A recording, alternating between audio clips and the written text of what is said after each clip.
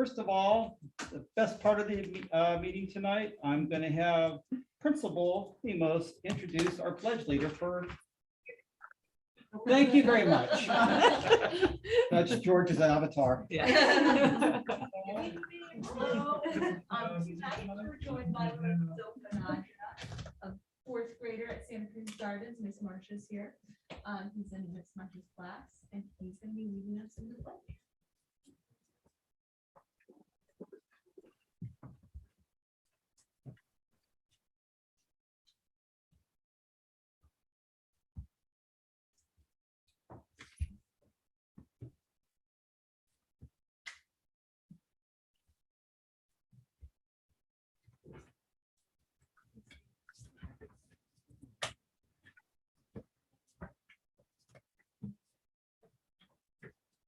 I pledge allegiance to the flag of the United States of America and to the republic for which it stands, one nation, under God, indivisible, with liberty and justice for all.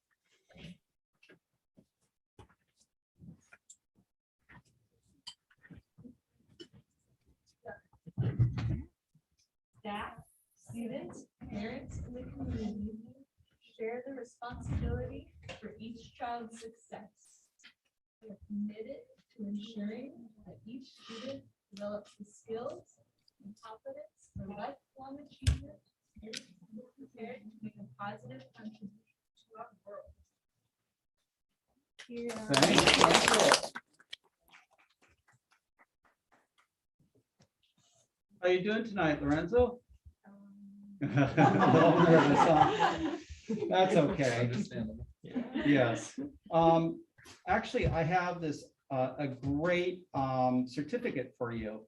And there's some wonderful words here about you that I would love to read, if that's okay. Lorenzo is a very important part of the Santa Cruz Gardens community. He is a good friend to everyone, and he cares about doing the right thing. Lorenzo is always quick to help out when someone needs a hand. Lorenzo follows the Santa Cruz Gardens way by being respectful, responsible, good friend, safe on campus. Lorenzo loves all kinds of sports, including bodyboarding, surfing, and football. He is also on an after-school flag football team called the Green Bay Packers. At recess, he can always be found playing sports and games with friends, as well as banana tag and freeze tag. Lorenzo is a great role model for younger students at Santa Cruz Gardens Elementary School because he is a good sport and includes everyone during games. We are lucky to have Lorenzo at our school. Wow, that is awesome.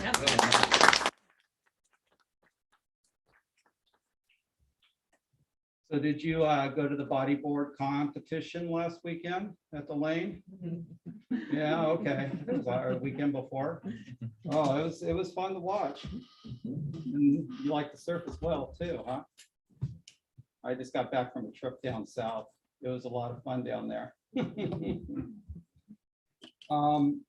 Is it okay if we ask you a few questions? Are you okay? Anybody else? I'm sure, I mean, we got board members who are dying to ask you a few questions. I just want to thank you for being brave and coming to a meeting like this. You're on the internet.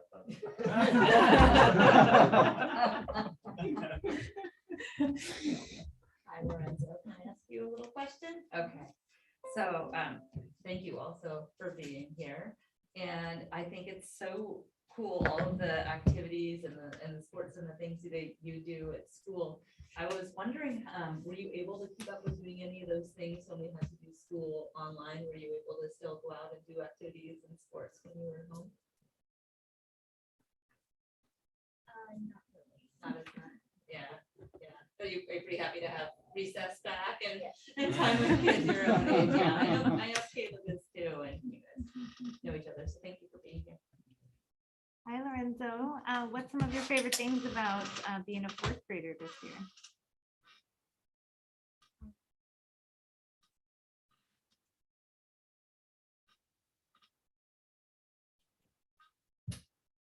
I think everything. Yeah. Yeah. Your classmates? Yeah, that's nice. Well, thank you for being here. Yeah, Lorenzo, here.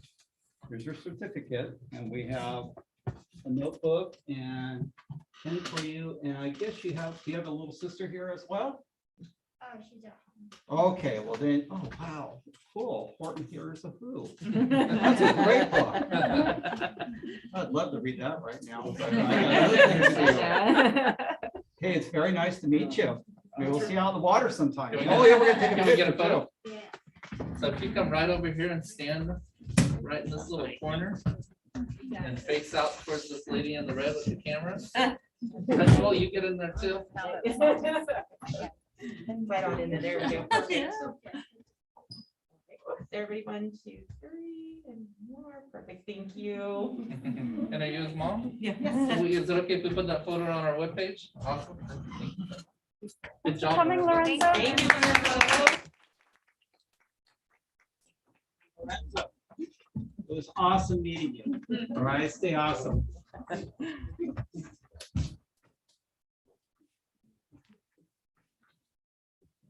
Okay, let's move on to roll call. Good night. Trustee Rodriguez, Here. trustee Jackson Miller, Here. trustee Gonzalez, Here. trustee Friedman, Present. trustee Donley. Present. Thank you.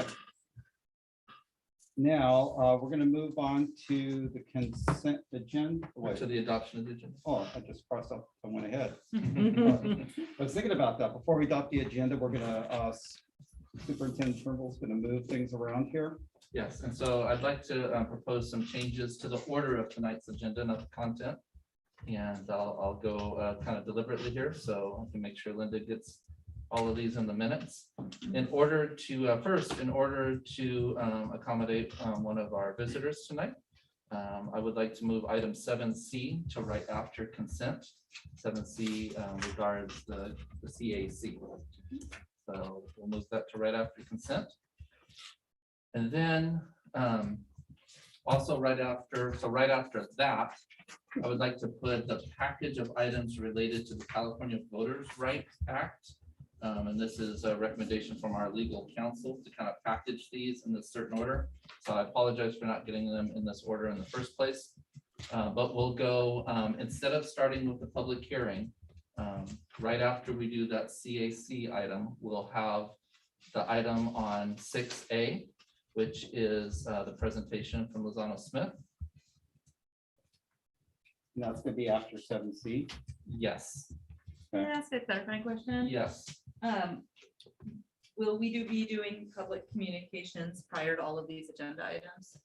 yes, Okay, yes. so consent and then public Yeah, communications. oh, good, or, and then- yes, And then exactly. 7C. Okay. My bad. I apologize for that. Yes.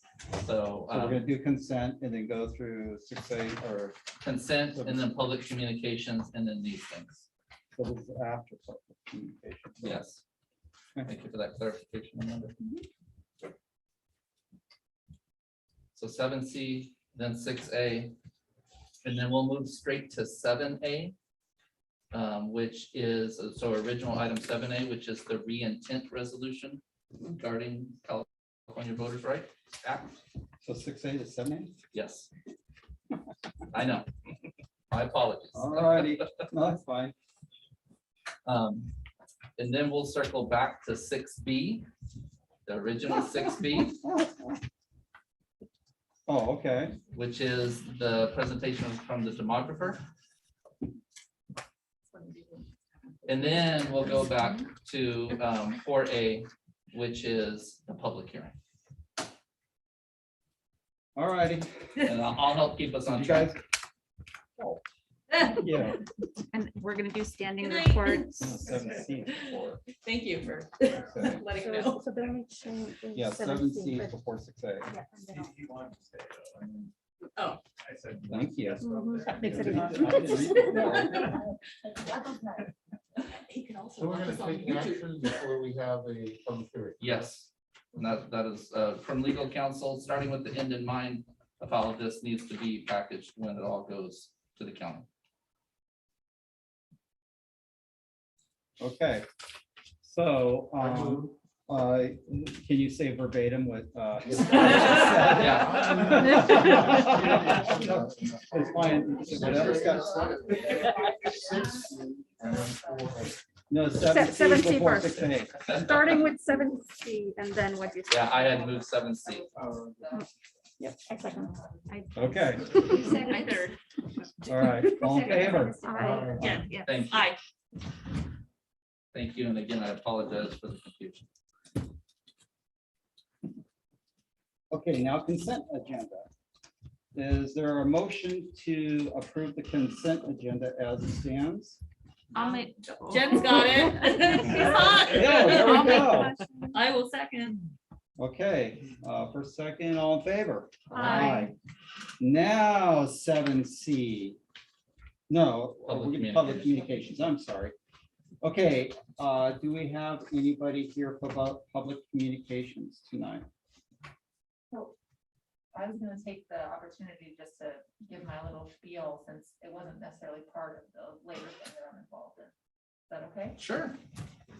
This is a non-agenda item, right? Yeah, Yeah, well, it's okay. connected to, so I was on CAC last year, and I'm one of the CAC members for this year as well, and we had a meeting September 28th, but we did not have a quorum, so we don't have any official report that I can give, but I did want to relay a couple important things. One is that we're looking for, we have some vacancies in several districts that we still need CAC members for. So we're doing a recruiting campaign for that, and we love supporting that. And so our next meeting will be October 26th. But because of the laws being back in place, but us wanting to be able to use Zoom still, we're going to reduce our amount of meetings for the year and do a lot of work on committees. So we'll just, other than the October meeting, there will just be 2 more meetings after that. We also, I just wanted to use this opportunity to talk about upcoming, we have several programs for parents coming up, and one is on October 26th from 3 to 4:30, and it's a Zoom meeting, and it's helping your child reach their potential. It's put on by the Triple P workshops, and it's really awesome. So, but we've been having declining attendance, and so we're hoping to get the word out more for those. And the last thing is that we're hoping to launch officially in November a parent navigators program that we're starting at the preschool level. So right when they first enter the IEP process, we're hopeful to get them access to a parent mentor to help them sort of understand more what the IEP process is and what their role is, so that they can hopefully find greater success in the process. And so that's it, since we didn't have an official report to give. Thank you for your time. Thank you very Thank you so much. much. Thank you. What was your name? Sorry. I apologize. My name is Devin Carousel. Oh, thank you, Devin. Yes. I'm wondering if we could have those items, those events, maybe sent to the principal so they can send them. Of to course, us. absolutely. Eric can help me with that. Okay, do we have any public communications, email? Nothing on text. Nothing on email. Okay. So safe to say to move on to 7C. Right Yes. before public hearing. Okay, Yes, and this is Eric Olson's item. all right, yeah, I'm kind of I'm mixed up here, so I gotta figure out who's who, but come on up, Eric. Okay, I'm on TV, all right. Welcome, everybody, members of the board, and y'all, it's fall. All right, had to get that out. So CAC does amazing work. They're a community advisory committee throughout our community, Santa Cruz Southwind. We have 2 individuals from our SoCal community who are volunteering their time for this work, and it's Devin Caroselli. She was last year's president. I don't know, are you this year's president? I mean, we haven't Haven't done the vote. officially done it because we don't have a quorum, but yeah. And then Andrea Cambridge, who's not here today, but she is also wanting to volunteer again. And we're excited for the work. She's lucky to be the vice chair. And so we're well represented in our community. So we take pride in that. So whenever I go to the directors meeting, hey, come on, guys, bring your communities to this. And so it's fun. So I appreciate your volunteering for that, and we're gonna benefit too. She's also helping me with a English learner parent night, and we're gonna have that at the end of October, so. Thank you very much. Any questions? Thank you. I ask that you approve maybe the two folks that I mentioned, and that'd be great. Well, thanks for asking. Yeah. I didn't know if I was supposed to ask. Always. Please, yeah. no. Devin, I just want to say thanks for Yeah, serving, thank you. because Yes. I'm sure your life is busy like everybody else's, and so thanks for giving up time to serve others. So are there any clarifying questions from members of the board? Okay. Public comments? Nothing like that. Nothing on email. Okay. Is there a motion to approve our district representatives to SELPA CAC? I'll make the motion, Carolyn. Carolyn first. Is there a second? I'll second. Amanda second. All in favor? Aye. Any opposed? None. Good. All right. Now, Thank you. Thank you. Thanks, Good Devin. night. we're going to jump to 6A. Page 39, if you're following along. Thank you for the. Oh, yes. page number. Are we, Scott, are we not doing some reports We'll do that afterwards. afterwards? So item 6A is a presentation regarding the California Voting Rights Act and process to the transition of by trustee area elections. And as you know, we've been working with support from legal counsel from Lozano Smith, most specifically Elise Pacheco Nichols, and she's here with us virtually tonight. And so we are going to, there she is right there waving to us. And we're on page 39 in our agenda, and we're turning it over to Elise. Welcome and good evening, Elise. Good evening, Superintendent Turnbull. Thank you so much, and good evening to the board and to members of district staff and the community at large. So as Superintendent Turnbull mentioned, I'm going to be presenting briefly on the California Voting Rights Act. I'm not sure if my presentation, am I sharing my screen, Superintendent? No, no. I believe. Yes, you can share your screen. Got it. Let's see.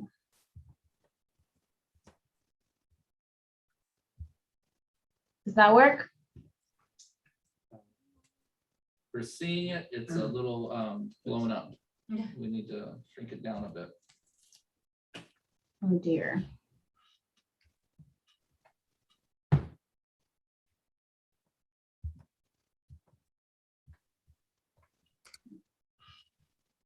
Maybe if she exits full screen.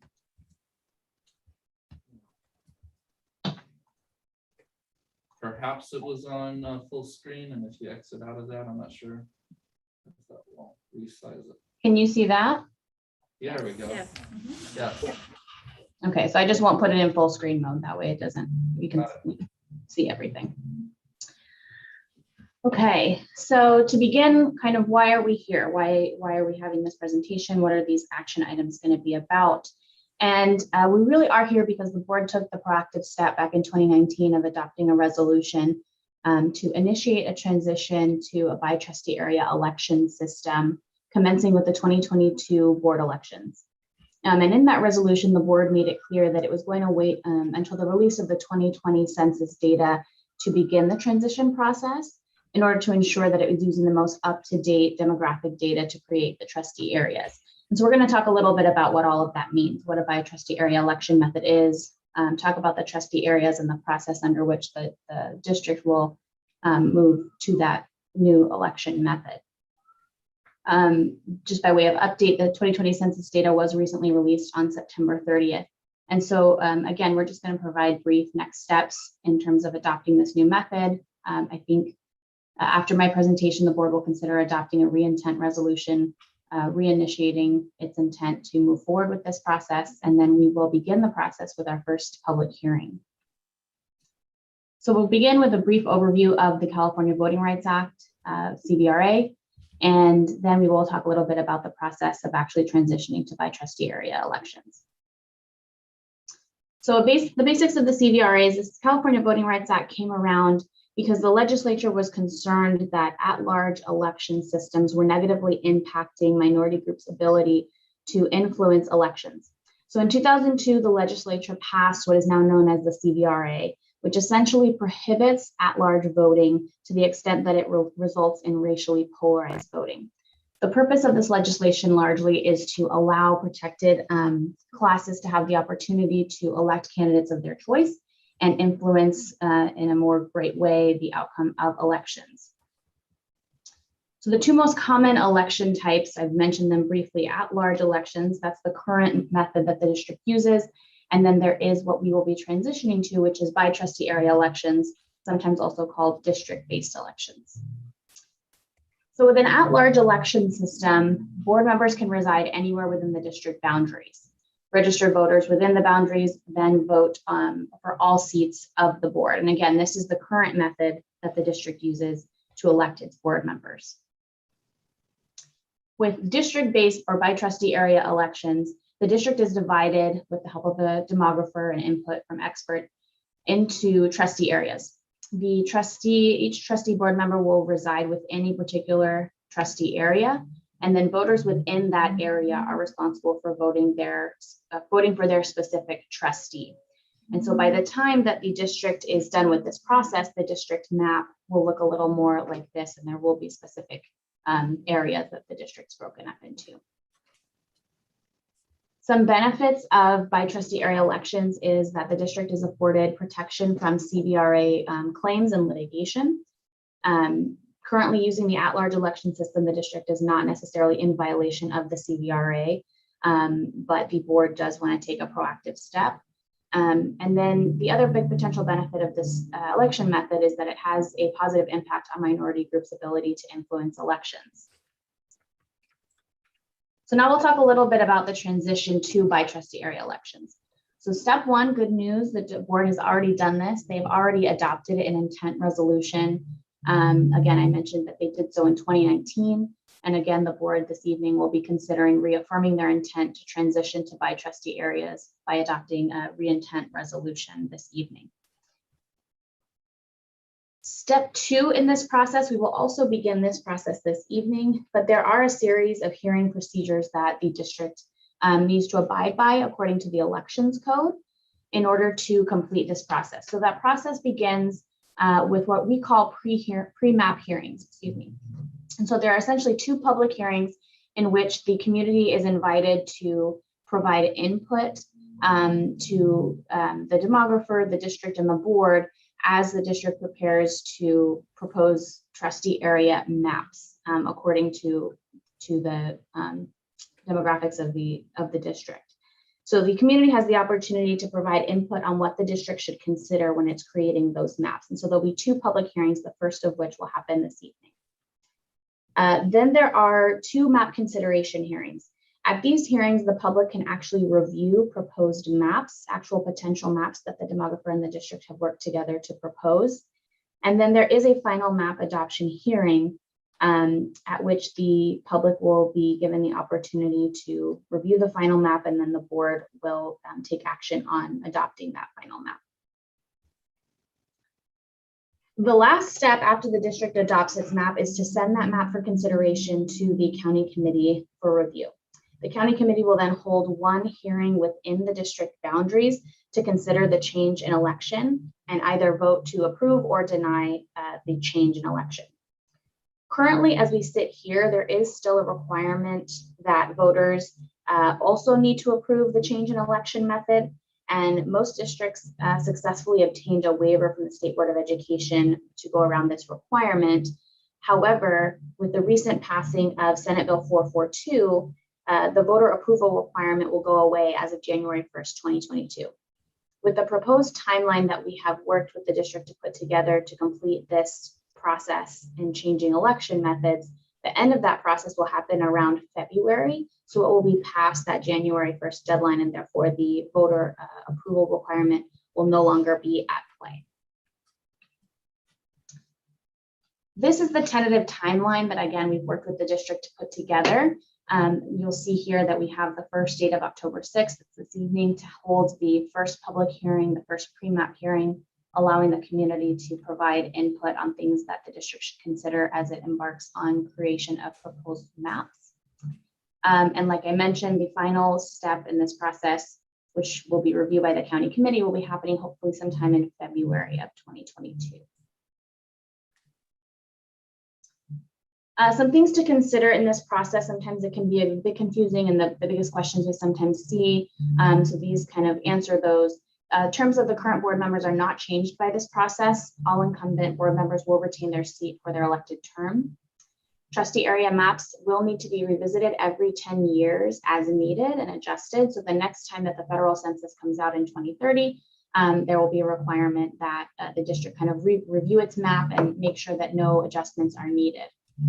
The final thing that we always like to mention is that the exterior of the boundary of the district does not change. So we're not changing any boundaries that currently exist for the district. The hope is that we are able to engage the community in this process. Again, one of the potential benefits is that we want to make sure that there's fair representation throughout the district within the board. And so it's important to have community input. And so the district will be embarking on different ways to accomplish that engagement. The district has, I believe today,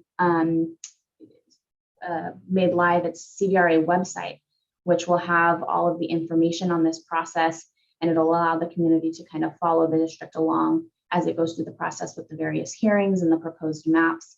And so the district has, stated its intent to make sure that there is community engagement throughout this process. So next steps will be like I mentioned, the board's consideration of the reintent resolution.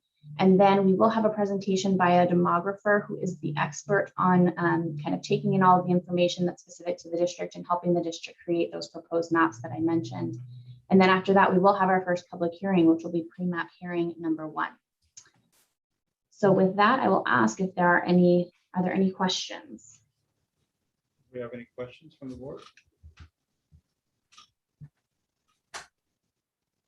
No. So maximum of 2 meetings on a map, I'm so sorry, I can't hear you. the maximum of 2 meetings on the map. Oh, for the consideration of the maps? Yes, you put 2, so it's a maximum of 2 meetings? It's at least 2 meetings. You can hold more, but there are timelines. So you have to hold them within 45 days of each other. So you have to have 2 meetings regardless. Yes, you have to have 2 meetings. But if you At least decided, 2, yes. if you decided to have 3, for example, what would the rules be about timelines for that? So I haven't worked with the district who's wanted to do more than 2 just because there is the 45-day window. But we can work with district staff and the board if that's something the board wants to consider in terms of having more opportunity for the proposed maps. I think there also is consideration of the demographer's timeline in terms of because there is kind of a dance between taking in the community's input and the board's input and then creating the proposed maps. And so our demographer hopefully can speak more to that in terms of timelines and creating the maps. But those are all just things to consider in terms of adding more meetings for the pre-map or post-map. Another question, are the map meetings a board meeting? At a board meeting? Are they a board meeting? Yes, they will be happening during a board meeting open session, yes. Well, no, what I meant was, does it have to be a standalone board meeting? So if we decide to have 3 meetings, 3 map meetings, are they all Brown Act board meetings? Yes. So there aren't any informal meetings where members of the community go and look at proposed drafts of maps, like in, libraries or some other setting? So we definitely will have different ways that the maps will be made available for people to review and put in and provide input.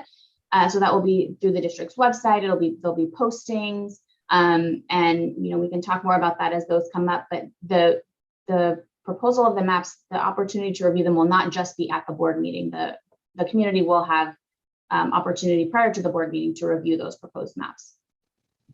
I'm asking just because I went to meetings for a neighboring school district and to me, it felt like they had meetings that weren't like noticed regular board meetings. They were more like, you can come. and Community sort of- engagement. Yes, exactly. Yeah.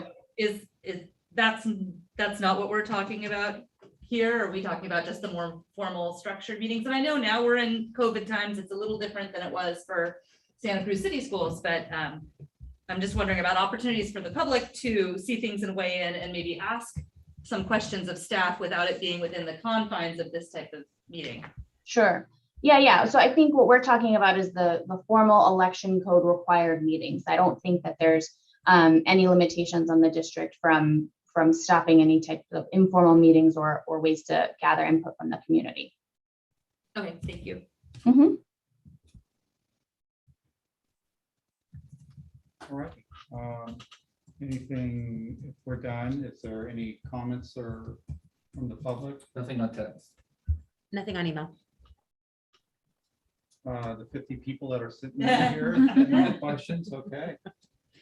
Yeah, I think that's good. It's a pretty interesting act that happened. So I've been kind of reading up on it quite a bit, and it's quite interesting what's taking place here too with the voting act. So thank you. And then now we're going to go on to 7A. Right, to the action item. The which is action, there we go. Page 89. Yeah. So as Elise had mentioned, this would be the next step in the process, which is basically to go back to the resolution that was passed previously in 2019 and express the board's intent again to pursue the process for trustee area elections. And so this is asking you to consider approving the re-intent resolution affirming the board's intent to begin transition to by trustee area elections. Okay. The motion to approve. Thank you. I was trying to find where I am right here. Okay, so apparently makes the motion to consider adoption the resolution affirming the board's intent to begin transitions by trustee area elections. Is there a second? A second. Jen, second. Okay, will be a roll call. Trustee Rodriguez. Should we check for public comment? Oh, yeah. Or public roll comment. call? Let me see. I know we just checked, but. No, You haven't do that enough. Trustee, nothing. On text. That's- Nothing I on don't email. know. Thank you. Okay, Trustee Rodriguez. Aye. Trustee Jackson Miller. Aye. Trustee Azan Gonzalez. Aye. Trustee Friedman. Aye. Trustee Donnelly. aye. Thank you. Now, we jump back to 6B, which is page 59.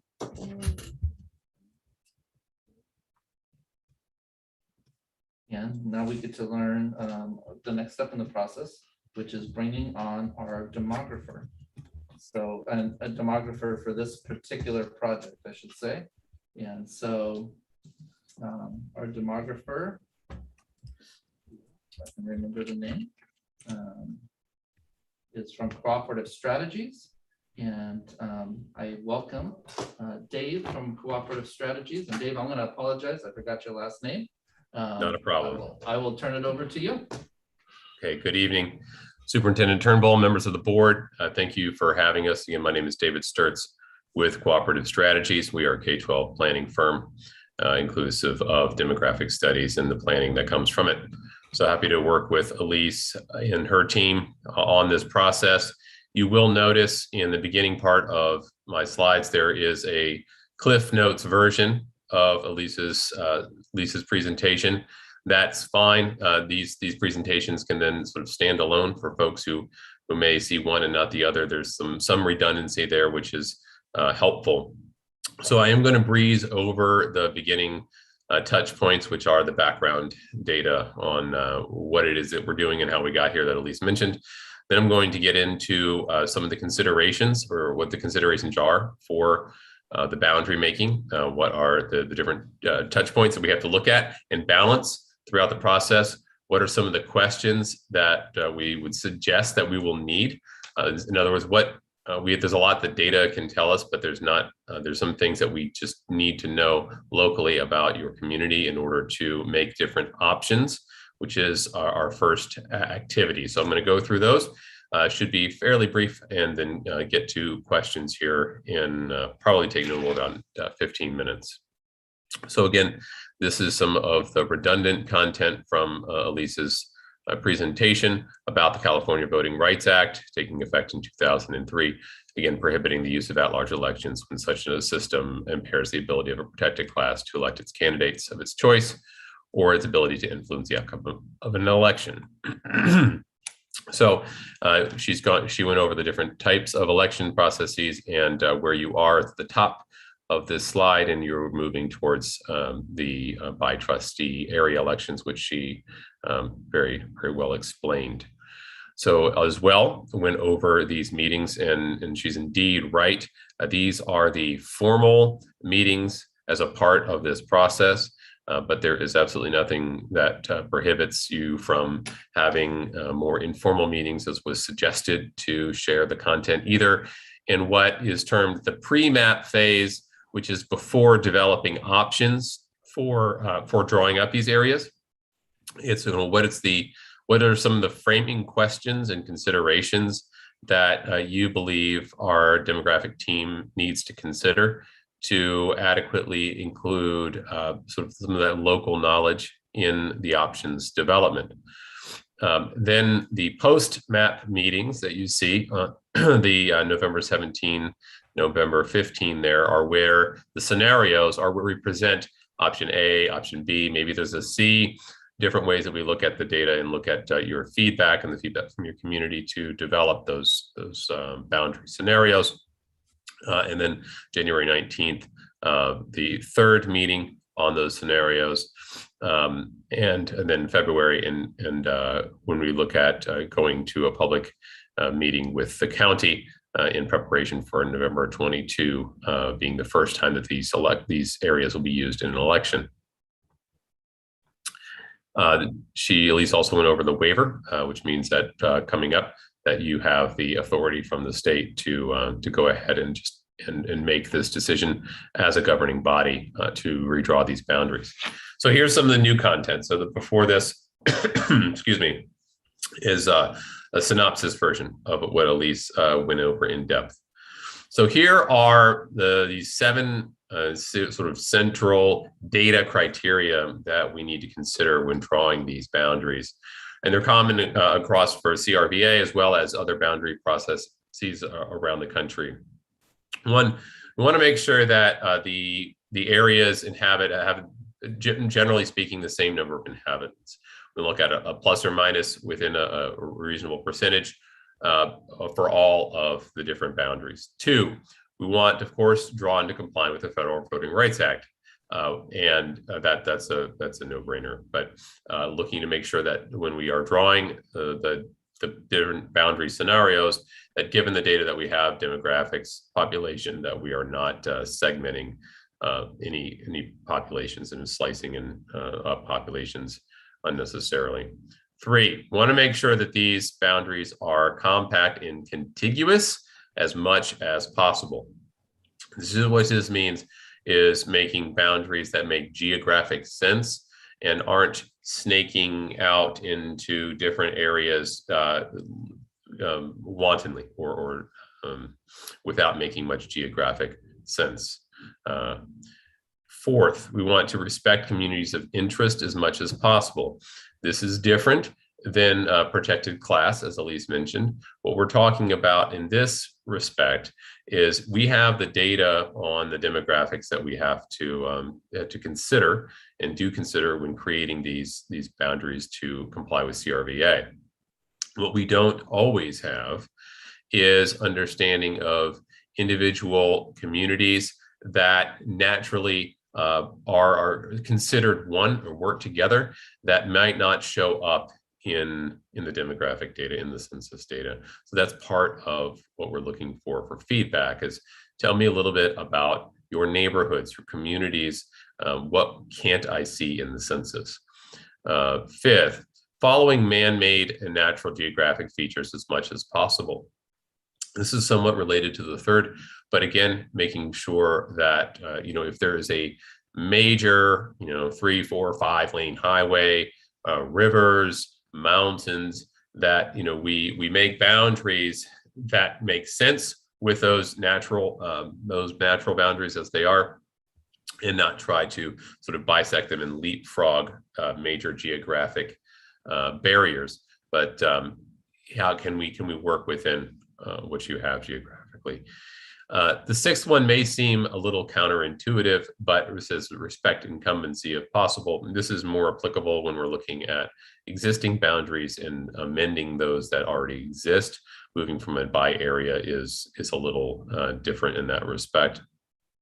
And then the last one is this other local considerations. This is your catch-all. So this also includes things like the physical locations of your sites. When schools are clumped together geographically in one part of a district, but spread out further in another, that can make drawing boundaries that are respectful of all the others a bit more challenging, and something typically has to give. And when you look at that, it's you may have some areas where a boundary may have to extend out further than other geographically, just because school points are so close together. But all of that is part of the art of the process, and it's why when this process is made, we develop scenarios or options, and then see which ones are compliant with federal and state laws, which ones respect and follow and have considered thoughtfully all 7 of these points, inclusive of the feedback that's been provided to us via your public sessions, meetings like these and others, and then provide it to you all in your community for feedback to get an idea about what are the strengths, what are the challenges of those different scenarios. So this is an example of some of the data that we have from the census of your district. And you just see the different color coding. Here's a very simple orientation to your geography and the different municipalities there in population over to the right by ethnicity, broken down by total population in percent, and then school age population in the same. And this is part of that, of course, the main data set to go in. And then we take that main data set, and then we start looking at protected class. We start looking at the compliance with CRVA. And we'll take this in, for example, this map is looking at the top line of our chart here, looking at our Hispanic voting age population by census block. And you can see the relative percent of population. And of course, we also have the numbers as well. And so we'll take slices like this of the data and look for patterns and look, overlaying that with school points, overlaying that with the population density as a whole. And we'll go through all of the different population by ethnicity groups, looking at those densities, looking at the clustering, and then saying all things considered. Then we start drawing maps relative to those 7 points plus feedback. And this is what takes some time in between the meetings to churn out those different scenarios. But this is part of the data that will go behind it. And when you see these scenarios, you'll see not just the scenarios, but an explanation of how they came to be. And so now we get into the qualitative element of the process, and that's asking you all and by extension your community through meetings like this and as suggested informal ones as well. How should lines be drawn? What do we need to know about your community apart from what we have in those 7 benchmarks? So, for example, some of the kinds of feedback that we were looking for is I like to keep neighborhood X and Y in the same trustee area because they they function as one neighborhood. It may look like 2, and yes, there's a major road between them, or yes, there's this mountain or river or what have you between them, but they very much function together. We like to stay in the same feeder patterns and have the same sort of it's not feeder pattern, sorry, but same trustee areas, so similar representation. I think the following following geographic markers in my community should be considered as potential boundary lines. Highways, a cliff, the Cliff Drive, Sokol Drive, or may make sense to trustee area because of these following different reasons. So these are just sort of qualitative statements that we use and look for from our communities to see, can we incorporate this feedback meaningfully while complying with CRVA to create some different scenarios for your community's feedback and ultimately your selection. So, in some of these conclusions, in asking for feedback, and just again, here's just more examples. All of this community should be in one area. Each elementary or middle school boundary should be in multiple single areas. You can kind of see some of the trends. These are just examples of the kind of feedback that we've gotten in communities throughout the years. It's certainly not an exhaustive list or sort of leading in any way. It's just sort of illustrative of what we're looking for. So with that, happy to go back to any particular slide, address any particular questions you may have at this time. All right, Phil, go ahead. So on the consideration slide, Yeah. are those in priority? No, sir. That's a great question. These are all equal points that we have to balance. And by intention, some of them can be in tension with each other. To have compact contiguous boundaries and following man-made natural geographic features, and complying, and making sure that we're respecting communities of interest. These things can be sometimes in tension, but that's part of again, the art of the process and seeing how we can make the different scenarios that will in effect, lean in some of these areas more heavily than the other.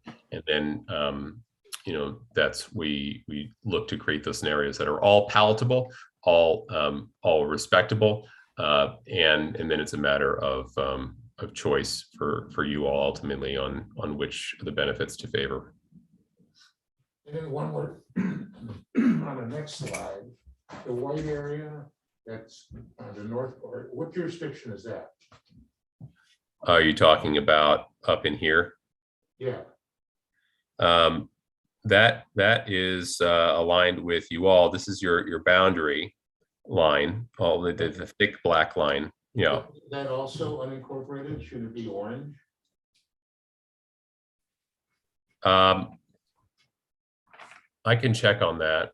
Okay, thanks. with our team just to make sure. I don't want to answer affirmatively on the spot here, so let me double check on that. Let's start now.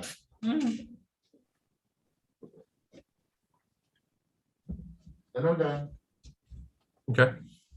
I have a follow-up question on the consideration slide where we're saying each area shall contain nearly equal number of inhabitants. Is that number population data based on the census, not like voting age folks? Yes, ma'am. It's all using the census data. Yes, ma'am. Okay, thank you. But population, not voting. Total population, including Total population. kids, et cetera. Okay. Mhm. That's good.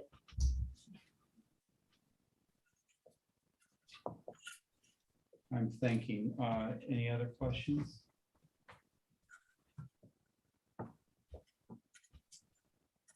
I don't know. I notice on the map here, the roads. I'm not sure if this will really make a difference or not, but the street names are inaccurate. And as you do your study and present maps, is it going to be more accurate with the street names on the map? You're saying that these street names are not accurate There's as a couple inaccuracies as I look at the map itself Mhm. right now. I mean, this is just a presentation, but as Sure. we go with the public, then you will be sure to have the actual street names. Oh, yes, sir. Correct names in there as well, too. Yeah, these are all the street names, and this, I wonder how that got formatted, because the street names are all tied in ArcGIS to the names. It comes right from a database. It just pops Well, out. it's not blown up either, so it's. Yeah, I wonder if there might be that could something. have something to do with it too. I will check with our Matt Mavicker and just make sure that we double check those. Now, as far as having the man-made, major boundaries, as in one of your check marks would be Highway 1. Sure. And looking at the map here, I mean, just from what I'm looking at, is that basically one side, let's say Park Avenue, and on the other side is, it looks like a 0% of a Hispanic population. So therefore, would you go to the other side of the freeway as a district? That would be, part of the thinking in looking for scenarios. So we would start that and then say, but how much geography do I then need to cover in order to make this about equal with the other boundaries I've started? Or I'm going to start in one area, draw a boundary based upon your total population that I think can divvy up to be equal, and then sort of chase it around the geography and see if it all fits while complying with every other boundary within those 7 different points, or at least being in dialogue with them. Well, we may have to jump the freeway then if it comes. Yeah. So the short answer is yes, you may. And that's one of those trade-offs in the scenarios and you'll see that, and you'll see the scenarios that will trade off some of these sort of things that if you looked at them in purity, the other ones would go away. Okay. Boy, is there anybody up in that far right corner of the district?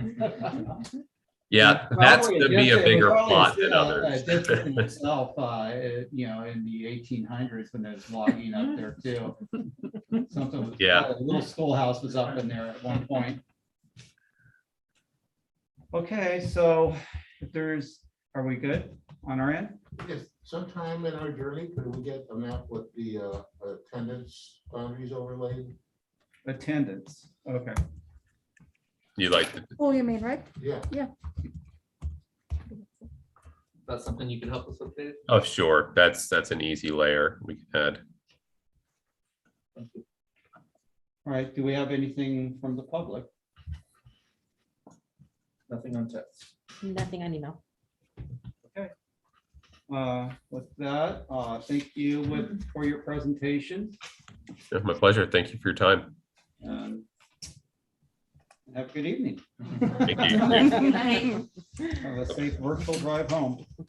Thank you. Okay, now we're moving on to 4A. Let's back to page 35 in the agenda. To bring it all home for a public hearing on this matter. Oh, that's okay.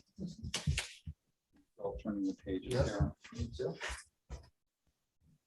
So page 35 is a public hearing regarding the election of board members and the California Voters' Right Act.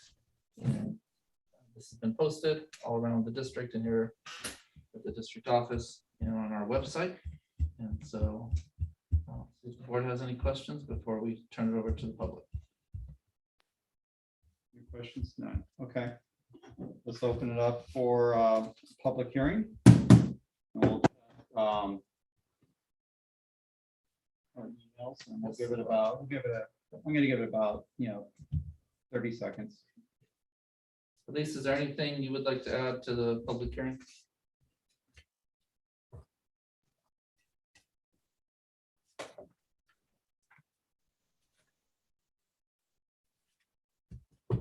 Elise, can you hear me? Yes. Okay, Yes, is sorry. there anything that needed to be added onto the public hearing that I might have missed in just setting the table for it? No, we're just going to go ahead and open it up, see if there are any questions from the public or any comments that David and I can take into consideration. If there are none at this time, then we will close it out. You can move on to the next item. Just double check. Nothing on text. Emails. Nothing on Okay. email. I'm gonna go ahead and close it. I think that concludes our Okay. package of Voters' Rights Act. So thank you, That's Linda, it. for your help. in Yeah, getting yeah. all of that in the right order and really starting with the end in mind so we get all our ducks in a row. Not a problem. Thank you and have a great evening. You do the same. Thank you. There we go. Okay, we're gonna jump back into standing I'm waiting. reports. All right, Michelle, would Okay. you like to lead us off? I As usual. would. Get back to my right email. First, I'd like to welcome back Trustee Isaac Gonzalez. We missed you. Welcome back. Happy to be here. So it's been a month since we've been together. So it seems like that flew by just like a snap with school starting. First, I really want to open with, as I always love to give big shout outs to CNS, but Kathy just closed out September and 21,000 meals in the month of September. It's unbelievable that they're serving so many meals with the same amount of staff that they had before. So she has, as we all have, production issues, shipping issues, shortage of food issues, just all consumer issues that she's dealing with. So she's trying to be super creative. She's getting commodities that she doesn't normally get. So she's trying to be very creative with those. And again, she's now using more scratch cooking with her new equipment that's been installed. So just shout out to her and her staff. It's just amazing. The second thing I wanted to let the board know is that since the last time we met, we closed the funding financing agreement with ISM and Associates and with Climate Tech. So we signed the contract on both. And ISM was so kind to send me a summarization so that I could read to the board so that you'd kind of know how we closed that funding opportunity up. So on August 18th, the board approved the 2021 lease to fund energy efficiency projects across various school sites. 30 days prior to the board approval, the district needed to notify the county and the COE about the proposed lease financing per ed code. The district borrowed $5.6 million to fund the projects and pay professional fees. The district will also contribute $2 million to the project. And as we've talked, the $2 million will come from our capital facilities fund, which is what those funds were designated for. The district and ISM and advisors reached out to several banks to receive interest rate bids for the loan. We went with Bank of America, which provided the lowest bid at 1.419%. Now, I wish I could get that on my house for a 10-year bid. At the time of financing, interest rates were near their all-time lows, making this opportunity an opportune time to borrow. Since 2000, rates have been higher nearly 98% of the time. So payments are made every 6 months, starting on 3/1/2022 and through 9/1/31. The district will receive invoices from Bank of America for the lease payments. A portion of the proceeds of the financing was set aside to make the first payment on 3/1/22, and those funds are with the county. Since district expects state reimbursement funds within the next several years, ISM negotiated an early payout option anytime after 3/1/24. The loan can be prepaid from state or any other source of funds. So that was very important to me. I wanted to make sure that the district was protected in case we did receive state funding to save on any additional debt that we would incur, even with the interest rate as low as it was. So now the district has an option to either continue to pay or do an early payout. And the financing closed and we got our money. So and we got our first bill. So we're meeting with Climate Tech. They're going to start the first project. Is not necessarily the first project that will actually physically begin, but the first project that they're working on is the solar, because that's going to take the longest to go through DSA because of as we all know, anything above a child's head takes years to get approved. So they're going to start boring and doing some different things there. But so it's very exciting. I very much enjoy working with Climate Tech. They're a great organization, all about energy efficiency. So they've come up with a bunch of things that we didn't even think of that they keep kind of building into the project. So it's wonderful. Just a few other things. Scott and I were able to attend National Night Out last night. Trustee Jackson Miller was there. It was a great event, loved it. Let's see what else. On a personal note, I was able to take a vacation, which I very much appreciate my colleagues giving me the opportunity to step away for a week. It was wonderful. Thank you. And as I just walked out the door saying, don't have a meeting about money. And we did. I know. So, and then as always in my world, I'm working on some report or another, but now we're ramping up for first interim. So we're posting our carryover, we're getting all of our year-end stuff now booked into the books and moving forward with that. So that's my spiel. Thank you so much. On the note that Kathy is, with supplies and, I mean, at night, you could see the cargo ships lining up to go to San Pedro. It's a long line of them. But now there's actually, I was at Costco today and there's virtually no toilet paper and paper towels. So then are we gonna have to start doing something regarding this, or I guess, do we have a stockpile? Well, I mean, yeah. there's gonna be other supplies Yes, that are gonna yeah. start coming up missing as well too, or. And shortage of, Shortage, yeah. We try to keep an eye on that. We try to keep, we don't have a warehouse anymore, so it's hard for us to keep a large inventory of stuff. But we do have reserves.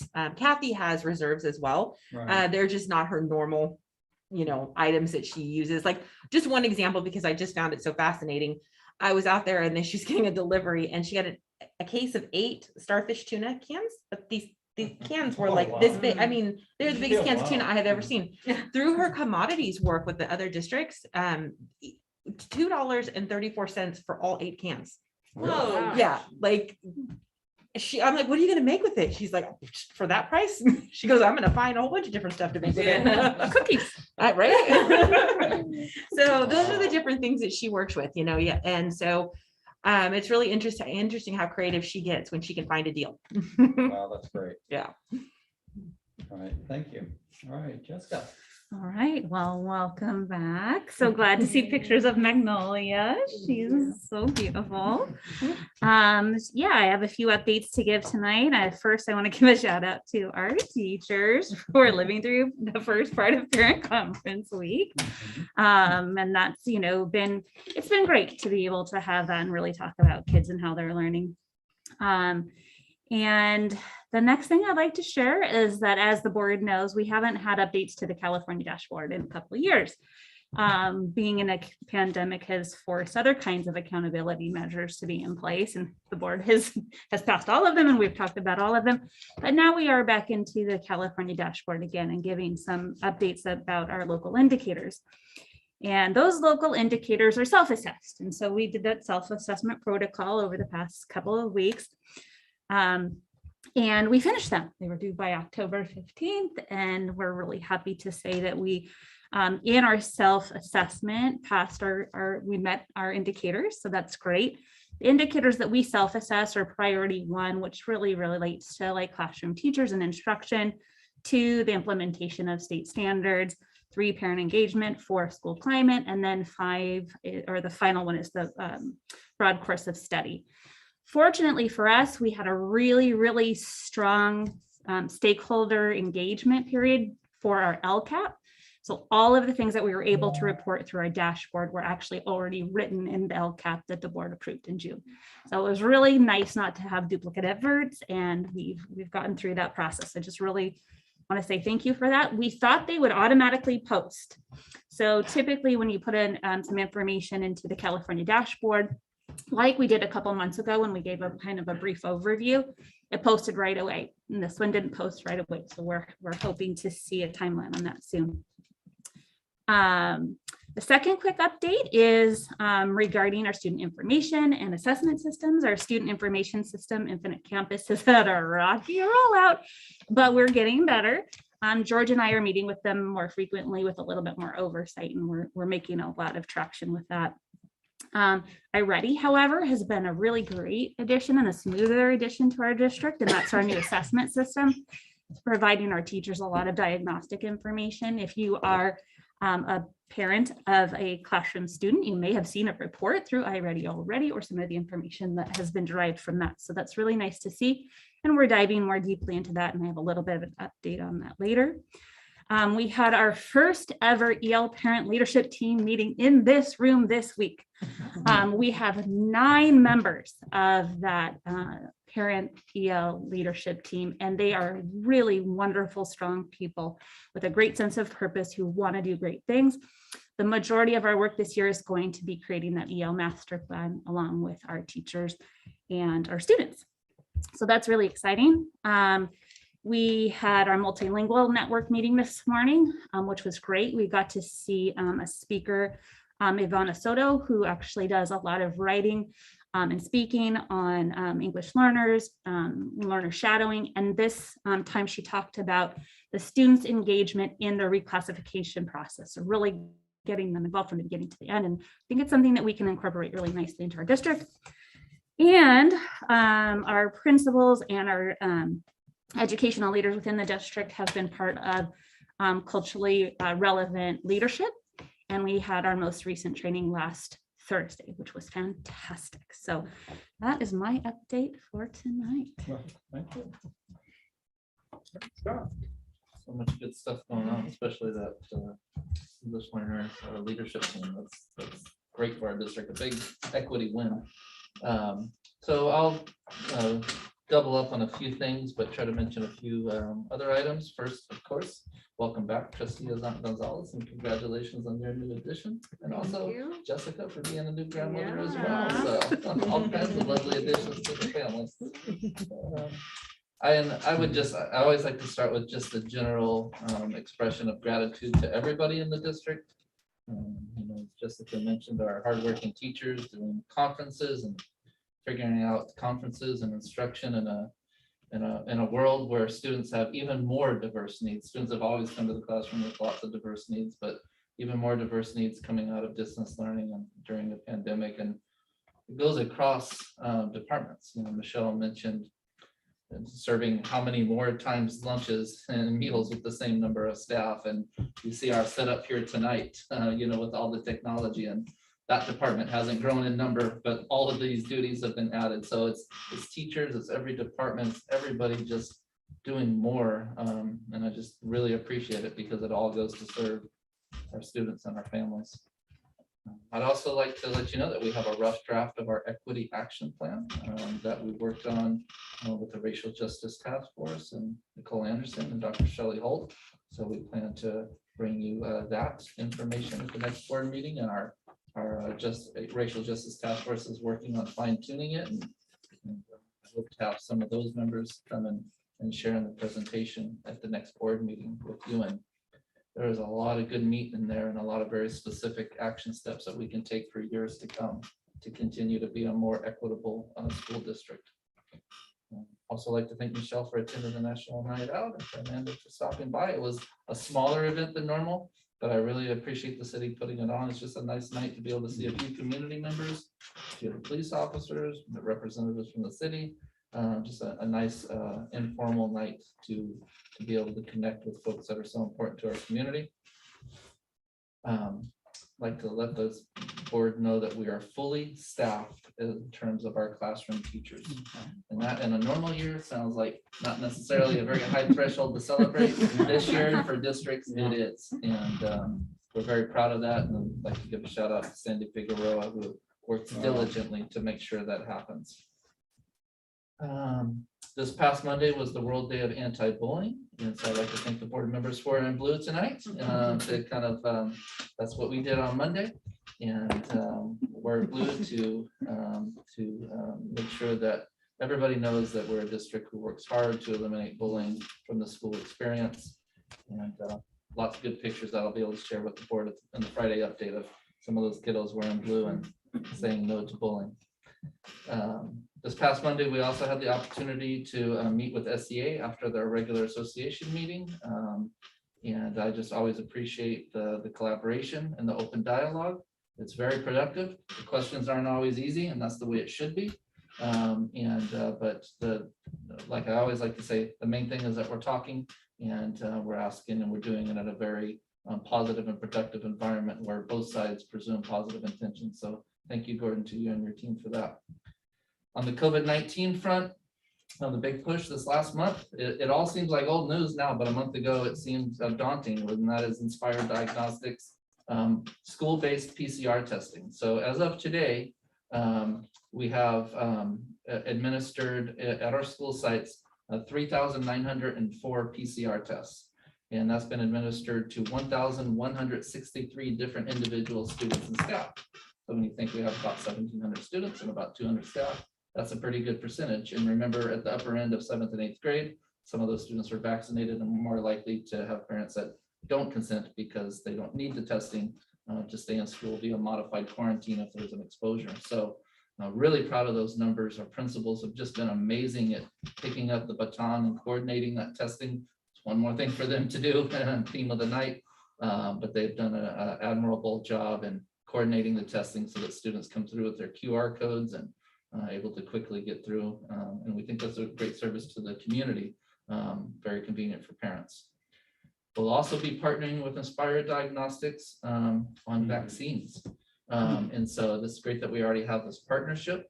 And so as boosters, we know that the Pfizer booster is already out. Most of our educators, not all, but most were administered the Moderna vaccine. And so as that and the J&J booster become available for staff member that want it, educators will be prioritized, and there'll be clinics throughout the county to be able to receive that booster through Inspire Diagnostics as well.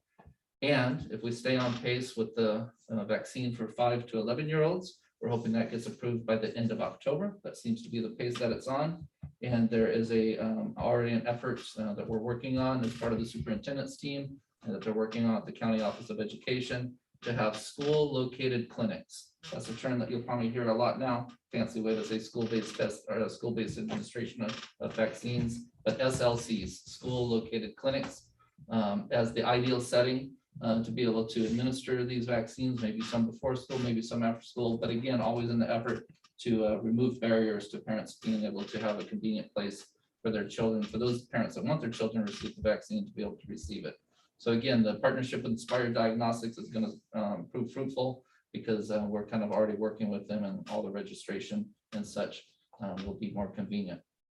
And the last thing I would like to say is that on Thursday, October 14th, our 4th graders, along with all the other 4th graders across the county, will be participating in the virtual Cabrillo College visit.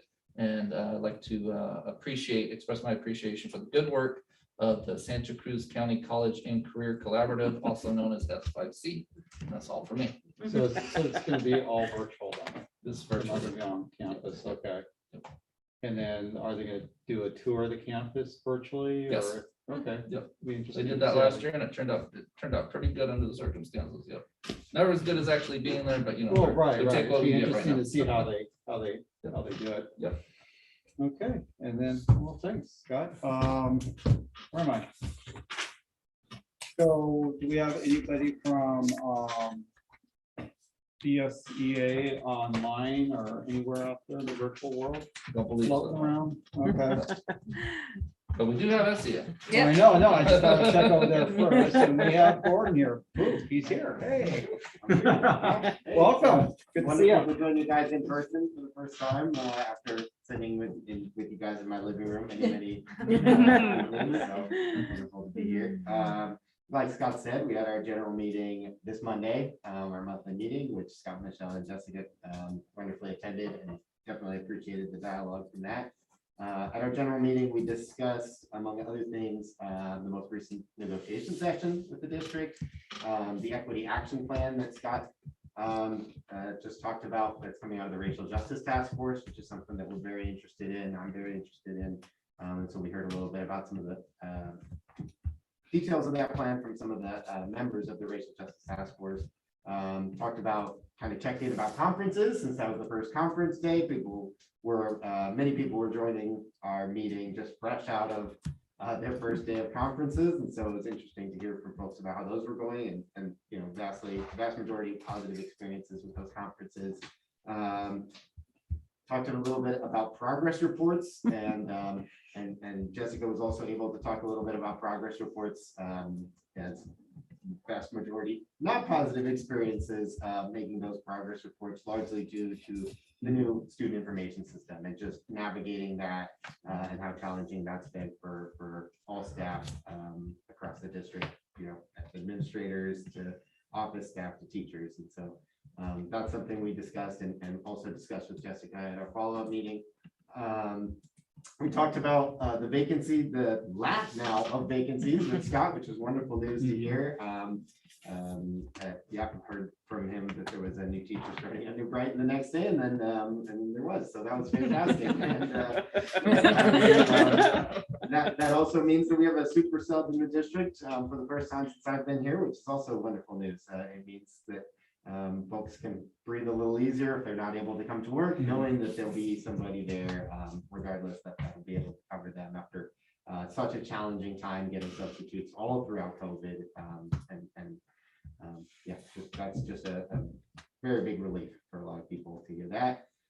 We talked a little, I asked Scott also about the process for temporary teachers and temporary contracts, and Scott was able to explain sort of the process for that.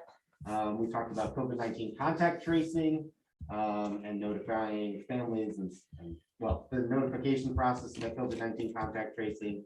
Really positive thing from that is that we're really able to get into the weeds now because that process has become so refined and has become so effective that we're kind of able to get into the nuts and bolts and talk about that process and like I mentioned, progress reports as well with Jessica. So that's it for me for now, but yeah, also awesome to be here, and I like the idea of the by area elections also, but that's just irrelevant. I didn't have anything to say in public comments besides, hey, it sounds good. That's a great comment. We like those comments. Where I live, so we're a little further. All right, let's move on to the team here. Anybody like to start off? Well, Jen, congratulations. Would you like to share about our future pledge leader? Yeah. I got 2 kids already in school. They'll be a pledge leader. There we go. I know I created another new student for our district. So yes, thank you. Magnolia. My 3rd child born on the 23rd of a month on a Monday, the 23rd. So the chances of that was pretty exciting. And so yeah, I got to attend the parent teacher conferences. I think it was yesterday. I can't remember all the days blend together, but it was lovely to get to see the learning spaces, and I'm happy to be back. Tired, but happy to be back. Adjusting, but here, yeah. Thank you. Good, good. Yeah, we nominated you to all the committees. Yeah, no. Now that you have time. I have nothing to report out on, so. I'll jump in if you want. Amanda, jump in. Okay, I attended the Santa Cruz County School Boards Association meeting last Monday, which I think was September 27th. You were there for part of the time, weren't you? I saw Ted pop up on the Zoom. Yeah, Ted was there, and as we frequently do, we usually have a guest speaker come in, some topic of discussion, but lately in these COVID times, very frequently when possible, we have Dr. Barris Sabah come and give updates, kind of countywide updates. So he gave us a countywide update on COVID-19 topics, and Scott really touched on the main ones in his update. And then we have kind of a roundtable where we chat about some district issues. And so it was really great to hear from Scott that our district is fully staffed, because that was really something that came up as a major pain point and challenge for all of the districts in our county just last week. So really, really great to hear that we're at that point now. That, yeah, you know, and then sort of updates on other districts' journeys on the trustee area election, because even though a number of districts have trustees,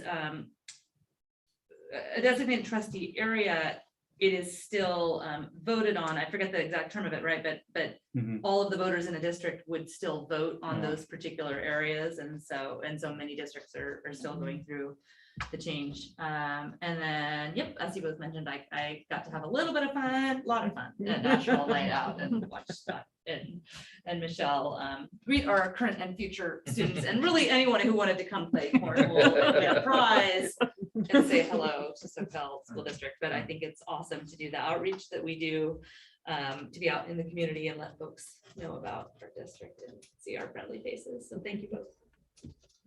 Yeah, I'll amend. I was at the, I virtually attended the county board members meeting, and that was at Scottsbluff. But one thing though, on when each trustee was reporting out the staff shortages. Mhm. Everybody brought up the staff shortages. And I started thinking, I'm not sure if you can answer it right now, but basic aid districts, were they still suffering from shortages as well? Even basic aid districts. Yep, everybody was, so. Yeah, even districts pay a lot more than us. Okay, so it's just, thanks for reminding me, I was Yeah, there. you were there. What else did I do? It does Did feel anybody different else though. see me out in that public? wandering It does around? feel different when you're at home. Yeah, I zooming know, I in and know. actually going. I don't, write it down, and it's nice to listen to, so. Okay, Phil. So I'll follow Sorry. that with, had a great time at the Capitol Art and Wine Festival. Mm, And when I yeah. came over, staff for Yeah. showing up and being there. It was great, got to talk cars, so- And so thank you for coming and helping out.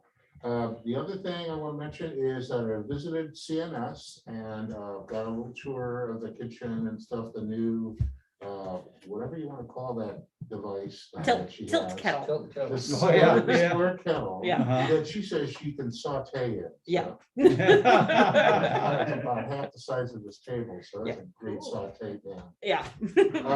And then she showed me how they're rearranging the serving line so they can separate the lunch serving and added another serving line for lunch and keep them separated from the snack window. And then I also got to take a look, because we talked about, getting supplies and stuff. And so we looked at the storage area and we talked about whether she's going to have to, hoard stuff when it becomes available.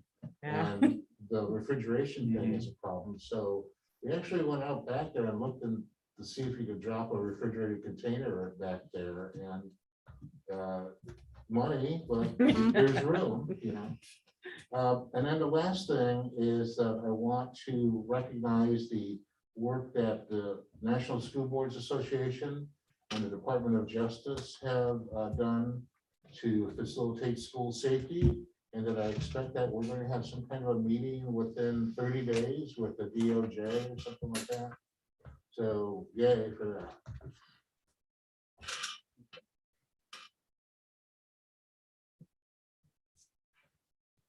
Wait, did we meet with Capitola?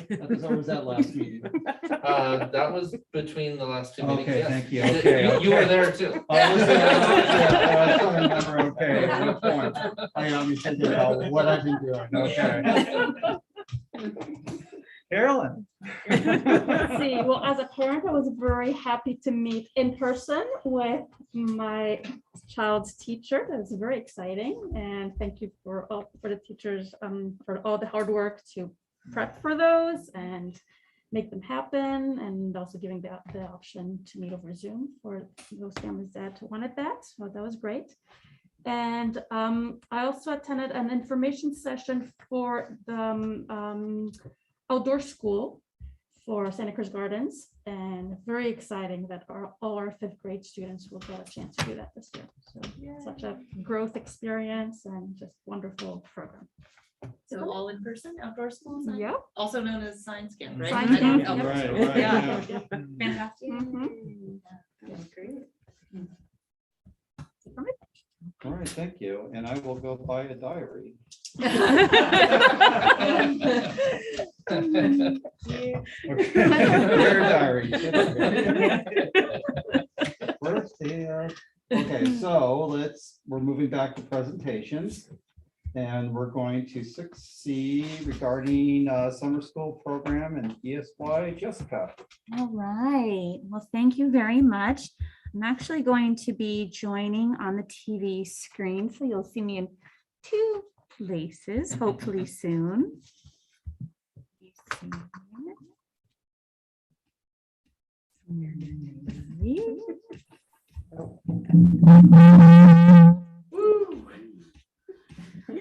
There you go. All right. Sorry, he was like, you gotta do this and then this and then this. And I'm like, okay, I'm doing them, but not quickly enough. All I right. had to mute you. I was muting, just not fast enough. George from above. Yeah, right. Sorry. I have to find myself, and that got me all excited. All right, so let's see here. I'm going to share my screen. And I'm not sure if the board knows why we have the TV this evening. We have had the projector a little bit on the fritz lately, and we didn't want to take the chance of it dying in the middle of someone's presentation. So George and IT were nice enough to set up the TV for us for this evening. I like it. Yeah, I like it. Yeah. Yeah. You put the ball game on too. They're smart TVs. I think they're equipped with Netflix. Right ahead. No 1-to-1. Oh, Wow. I'm having an issue. Bachelor at the same time, right? Bachelor in Paradise. Hold on, I'm having a little bit of an issue. So heck. So did you guys see? I was trying, but it wasn't loading. stuff down in Los Angeles yesterday?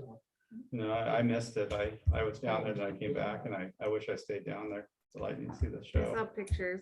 Yeah. It's beautiful, but then it just always makes me scared. when I As I see say, it. it wasn't over the ocean, it was over land. Oh, yeah. Yeah, there was Moved over over, the yeah. ocean, That's, Well, ocean, okay, but land. but there was land too. Yikes. There's some pretty pictures. It's not letting me choose that one. yeah, When we had all the what I landing couldn't procedure, understand that is was it Gator's delayed birthday. the football game. Oh, yeah, like 35 minutes. or something. Yeah, in a stadium that's covered. What did they do? They delayed the game because of the weather in a covered stadium. Wow. Yeah. The- I guess rain impacts them heavily down there. Yeah. George is coming. Hey, George. Yeah, I got a little drizzle, everybody's wiping out, so.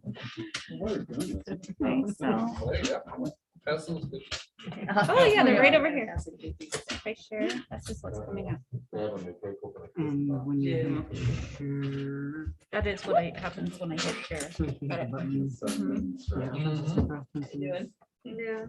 Okay. hit that lock. It's a Do you want it? button. I'd rather not delay it. and then I hit don't zoom. think anyone.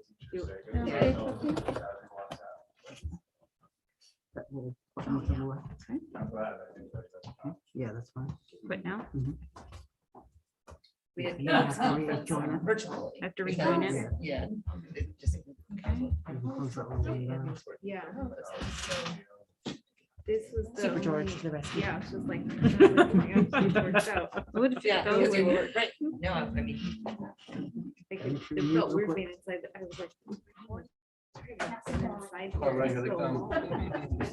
Wait, it's only Like Halloween parties and stuff. No. Yeah, you should see it. No, Yeah, that's not the right one. Well, it depends. You got your Google Yeah. Chrome. You want to share your Chrome? It was, yeah.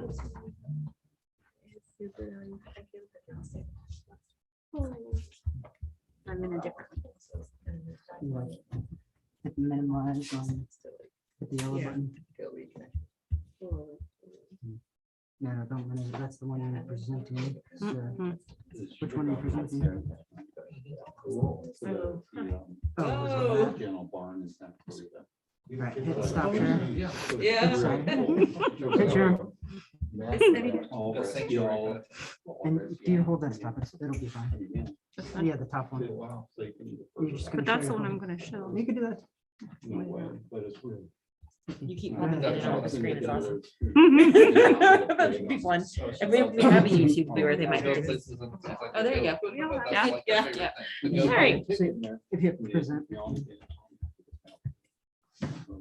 Where? That's cool. Oh, there. This one's easy on that. All right. Let me make sure. Mhm. All right. Woo, thank you, George. Yay. I didn't realize it was gonna take I know. so many system preferences this time. He has another back door on that way. Yeah. Jeez. Pay no attention to the man. Oh, my goodness. Well, thank you very much for your patience and thank you so much for George for setting my preferences differently. So we'll just do a restart. So greetings. Thank you for allowing us to share our experience during the summer program in ESY this past year. It was fantastic. Tonight, I'm going to be doing some of the presentation. Eric Olson from Student Services will be sharing some, and we happen to have one of our teachers here who might just share some of his experiences. But it really was a wonderful opportunity to extend students' learning over the summer. So thank you. And now I'm trying to go to the next slide. There we go. So that we had actually quite a large staff this year. This is a pretty large representation of who was on our campus over the course of what ended up being multiple sessions of summer school. The people who are not shared by name necessarily are our balance aid and our ACES aides, because those were people that we contracted out for, and they were kind of in and out of our campus in multiple settings, mostly classrooms and with specific students. But you can see by the large list of participants in terms of staffing, we had a lot of people within our district who had a high level of care for the students in our district. And I will say that we had a high level of care for students from members outside our community. So we had people that were coming in that were teachers or learning teachers from other districts and other counties. So some of the background, the summer program this year obviously satisfied a need for our students.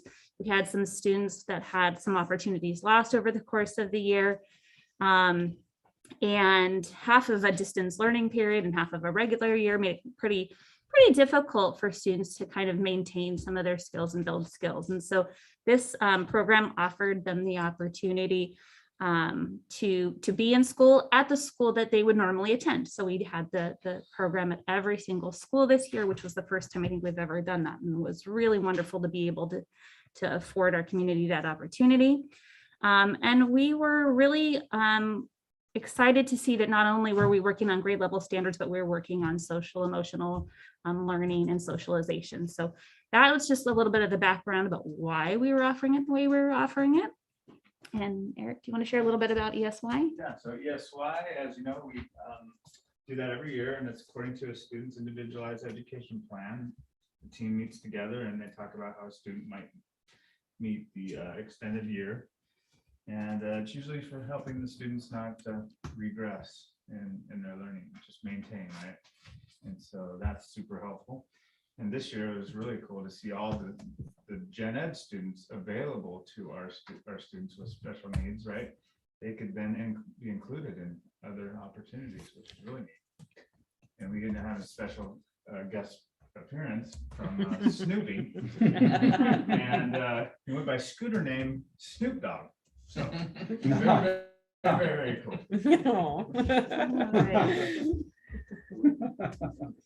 You want me to explain that one? I think you have to. Yeah, so how do I explain that? Let's see, so long story short, my students were dragging around a Snoopy toy on a cart during their break and calling it Snoop Dogg. Where is he?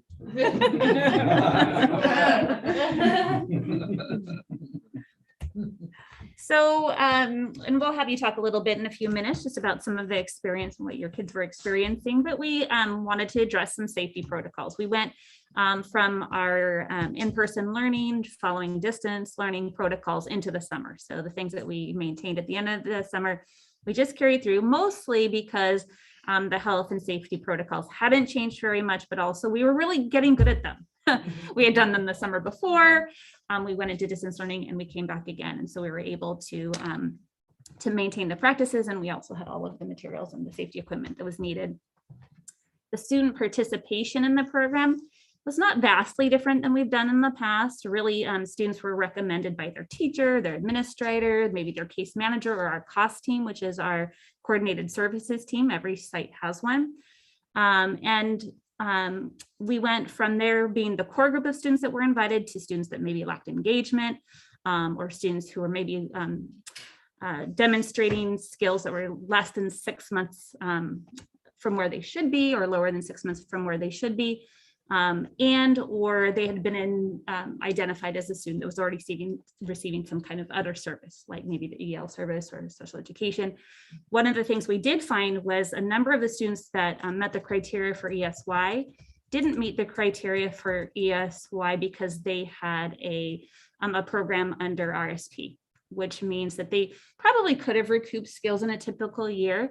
But in this year, a lot of the kids who were in RSP who wouldn't have had that opportunity in the past were given that opportunity this time. And they were actually in our general education classes, and they were mainstreaming with their peers. And it was a really great opportunity for a new subset of students to join our program. And that's something that was really unforeseen. But as we began to plan it, it was really sounding like it was going to be a good way of navigating summer for them and mitigating some of maybe what was opportunity lost for them. We had 107 students participate in one or both of the sessions, which doesn't seem like a lot, but when you're looking at 8 weeks of recovered instruction, it is quite a lot. And we're really proud to have that number in our general education summer program. We've never had that number before. The entry data was really kind of interesting. This is the first assessment we administered through iReady, and all of the students that were in our summer program took the test. There was an exception of a few, but most of the students took the test. 60% of the students at risk were at risk of tier 3 intervention. That means the highest level of intervention, the highest needs students. 60% of the students in our program were of that highest level of need. 19% were in that tier 2, which is that second tiered level of need.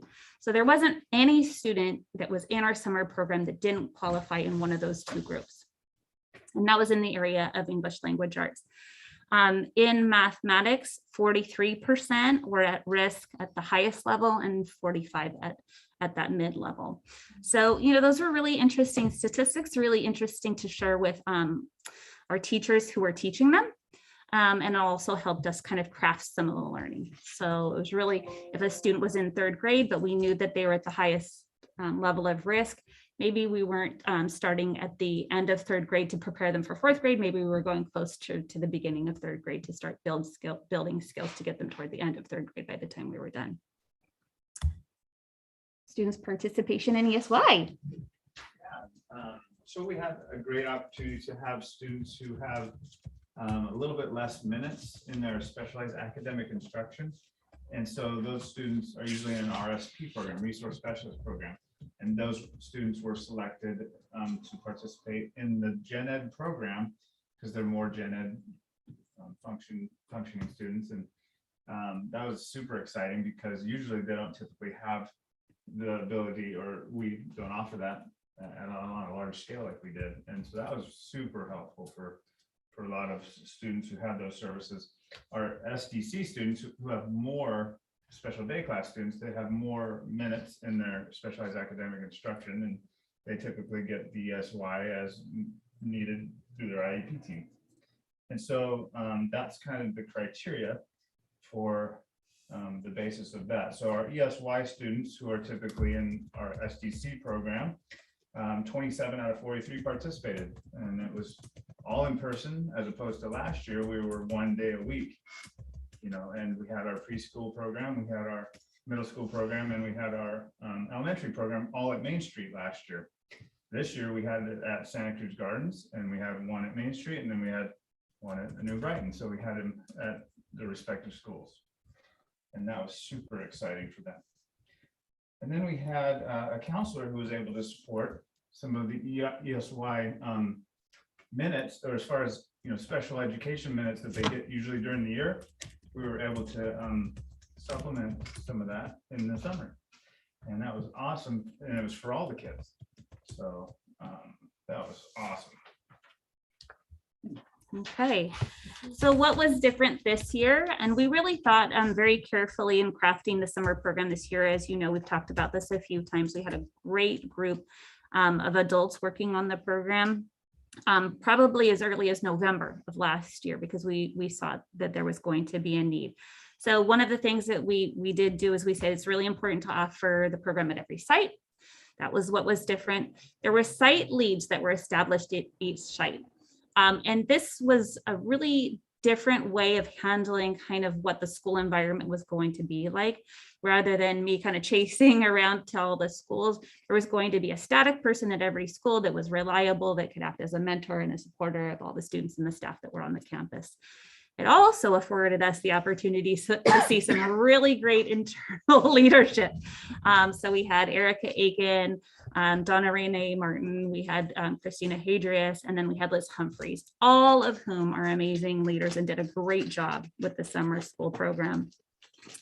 We offered multiple sessions. So students could go to one session, or they could go to 2, 4 weeks, or 8 weeks. I think it was the longest running summer program in the county. And it felt like it, but it was well worth it. It was really a wonderful opportunity to give our students as much opportunity for growth as we could offer them. There was lots of mainstreaming opportunities, as Eric said. Students who hadn't been able to participate before were, students who had been able to participate in ESY or the summer program were able to be together, doing things together, which was fantastic. Also different this year was really small targeted class sizes. So we have had varying sizes of classes in summer programs in the past. And we had some variation this year too. I think our largest class ended up being about 20 students, which was far larger than anticipated, but we didn't want to say no. So the teacher kept saying, bring them in. But really the target number was 12. That was the target number. We had city partnership at each site. As you know, the city of Capitola really has done an amazing job with us for the past several years, and this summer was no exception.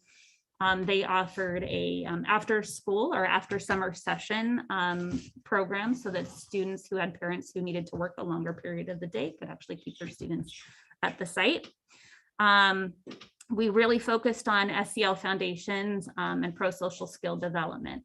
And that was really because there's a lot of students who were not re-engaging in school very well when they were returning, and they weren't engaging very well in school when they were in distance learning. So they really had to be taught thoughtfully about how to teach those pro-social interaction skills. There was counseling, like Eric said. We had a counselor that was not just offering services to our ESY students, but to our students in all settings, which was wonderful. And then we had a few of our RSP teachers who carried through with some multisensory reading instruction for students who got that service during the school year, would not have normally gotten that during summer. They actually asked, can we provide this service during the summer, and can we work with you to be able to offer that to students? And we said, absolutely. And then we had a new data gathering system. So that was with our information diagnostic iReady. So Dr. Kiernan, one other thing I just thought of is we had instructional aides from our district, and we had Balance and ACEs support our one-to-one students. But that first 4-week or 20-day session was in line with the first session for Gen Ed summer school, but we had those aides transferred to the second session to be included in the general ed classrooms to offer more instructional support too, which is really, really great. Thank you for adding that. That really was a true benefit. So the students engaged in all the content areas. Visual and performing arts obviously is one of them, social emotional learning, physical fitness, socialization and inclusion. We've talked a little bit about all of those. The outcomes were really interesting. We saw our own internal outcomes, and we asked the students to talk about what they thought that they had gotten out of it. We really, we maintained kind of the connections that students had been missing with a school site, which was really great to see. We served some of our most needy students, which is something that was definitely a focus for us. We had a safe environment for socialization, and we were teaching the pro-social skills.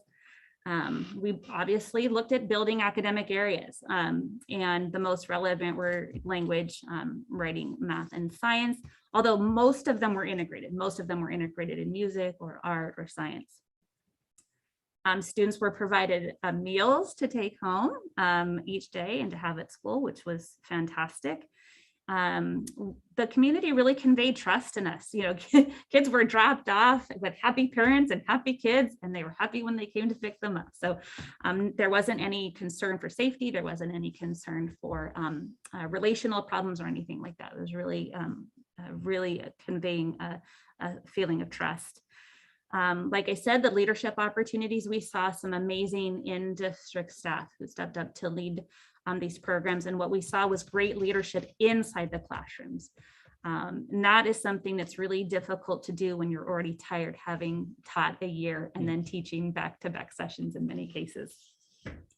And then we surveyed the students and they responded with positive praise. When you survey students at the end of a summer program, sometimes you expect to see something like, oh my gosh, I can't believe that I had to go and I can't wait till it's over. That is not what we got, which was really wonderful to see. 87% of the students reported that they felt happy or pretty good by the end of the program. And 13 said it was okay. None of them said, oh my gosh, this was terrible. And we weren't making them answer with us sitting behind them either. So Were those the only two choices? I will say those were not the only two choices. That's awesome. We asked them kind of anecdotally, what are some of the things that you really enjoyed? Crafts, recess teachers, spirit day, math and reading, teachers playing with friends, new teachers or new friends, track, art, computer works, cousins were with me, getting out of school. That was it was a true statement.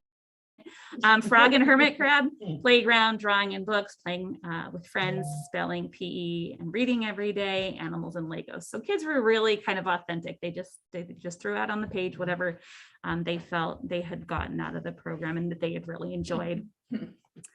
Actually, this was what they got out of the program. And this was one that I thought was really interesting. I feel more happy about school. I feel better about books.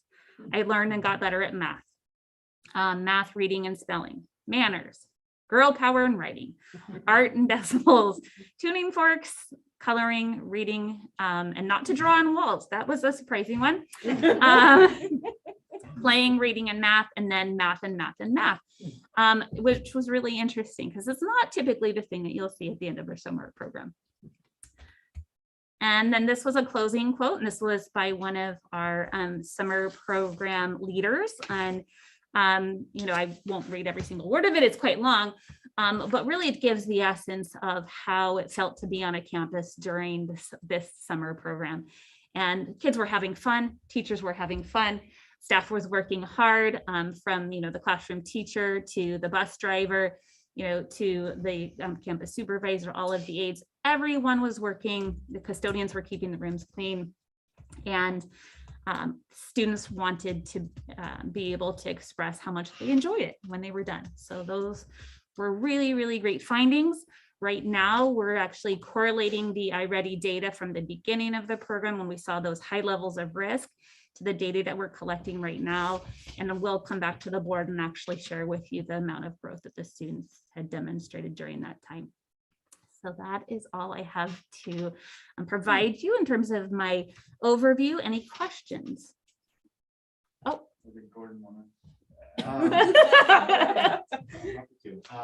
Yeah, ESY is one of my favorite things to do. I've done it for many years, even before I was a credentialed teacher, taught ESY in Redwood City. And I just love it. One of my favorite things about teaching ESY is getting to introduce science and the STE part of STEM, when normally I'm just teaching the M, the math part of STEM. And so we did lots of fun projects this year. I just emailed Jessica a couple pictures of it if you wanted to put any of those up. But my focus for ESY this year was summer. And so because it's summer, we did a gardening project, we planted soybeans. We did culminated in a solar cooker. If any of you guys know what that is, a panel solar cooker, just cardboard and aluminum foil, and you can heat something up to cooking temperatures, which was a lot of fun, which also had lots of construction projects involved with that, geometry, measurement, temperature, reading a thermometer, Fahrenheit and Celsius, metric versus imperial system. So we had a lot of fun with ESY. Also wanted to give a shout out to two balance aides that didn't make it on that list, but Plino De Oliveira and Denise Shine worked in my classroom for many years, worked with me for ESY. I've done a lot of work for good work for students in our district and didn't make it on that list, but I wanted to give them a shout out anyway. Thank you for doing that. And I'm trying to pull up your It's all good. your Just a photos. picture of some soybean, lima bean plants and one of the construction projects. we did. And if you don't mind, I will forward them for you Yeah. because they are fantastic. I saw lots of your science experiments. In fact, I was surprised to see the growth of the plants. Yes. That was They go pretty fast. They go fantastic. Very fast. If you Google gardening projects, most of what people grow are bean-based gardening projects, just because of how fast they shoot out. And kids like to see that, get that quick reward, that quick payoff, so. Yeah, it was. Mine are still growing. Oh, good, good. So any questions? Just a thank you. Yeah, thank you. Yeah, amazing program. So you said later you're gonna give us a report out on how much grade level improvement from the beginning to the end? for the Yeah. students? Okay. Yeah, and I'll tell you just a little bit about that because you're probably interested, like, why can't you do a test at the end? Right. And this is what's kind of interesting about iReady. What they do is they allow you to take tests in the band of the year that you're in. So when our students entered the summer program, they entered as the grade that they were in. And so we gave them the test based in the year that they had just completed. As you roll over into August, we open the window for the test to be associated with the year that the students are in now. So where students would have maybe been in green, because that would be like a positive color because they made some growth at the over the summer program, they wouldn't be in green, they might be in red because they're in a new year.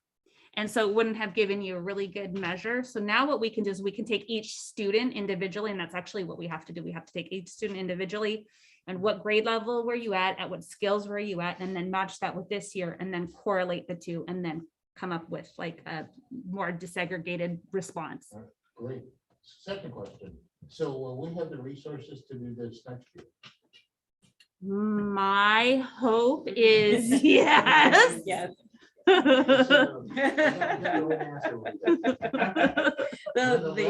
last one is, can we put this updated presentation on the website? Because this is different than we posted for the agenda. So we added Eric as one of the presenters, and I think we added maybe There's like 3 other people, I think. Yeah, ACEs and. we added our Yeah. contract workers. Yes, so we will update that for sure. Shout out. We didn't want, even though they don't work for our district, they're still really important, and as Burden mentioned, essential to our So we success. just have to be Brown Act legal. Yeah. Absolutely. I guess now I have a question. Did you get feedback from families about the change being expanded out now to more campuses? We got some anecdotal kind of information about it. We didn't ask specifically. One of the things that we found was it was really convenient. We talked about, well, maybe we'll size it down next year. There was limited number of students, access to other students, maybe we want more pro-social experiences with greater number of people. And that really wasn't what the communities wanted necessarily. In some schools, though, where the students actually had to travel a longer distance, transportation did become an issue. I don't know that would be resolved having it split out a different way or not, because transportation can be an issue in a regular year. So we'll do some more questioning before we start next year. We did ask families some questions this year when we were looking at the students who were coming through cost, like, would it be beneficial for it to be closer to you, and those kinds of things.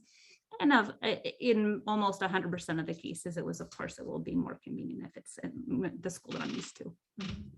Thank you. Mhm. I have a question about the iReady data. I'm not sure if it will be practical or easy to do this, but was there a group of students that were recommended for the program but did not end up doing it? Do we not know who they are? Yeah, we had actually invited 188 students. We had 107 So we have about a pretty large number, actually, 81 students who didn't participate. And that wasn't, that was for a variety of reasons. Parents were actually really good at responding to us. They said, well, we can't, or, all kinds of different reasons. A lot of the cases were really, look, our kids are tapped out. We want to be with our kids. We want to travel. We want to do these things. That was really the majority of the cases. For those kids, though, if they were in part of the coordinated services team discussion, those kids move straight into this year. They don't fall off the map. We don't forget who they are. We just scoot them over. And one of the things that we talk about is, did they participate in the summer program? If they participated in the summer program, that's one conversation. If they didn't, then, we're looking at the information differently, but none of them fall off. They're always in our attention, space. It's just, moving them into the next year and the next team's discussion.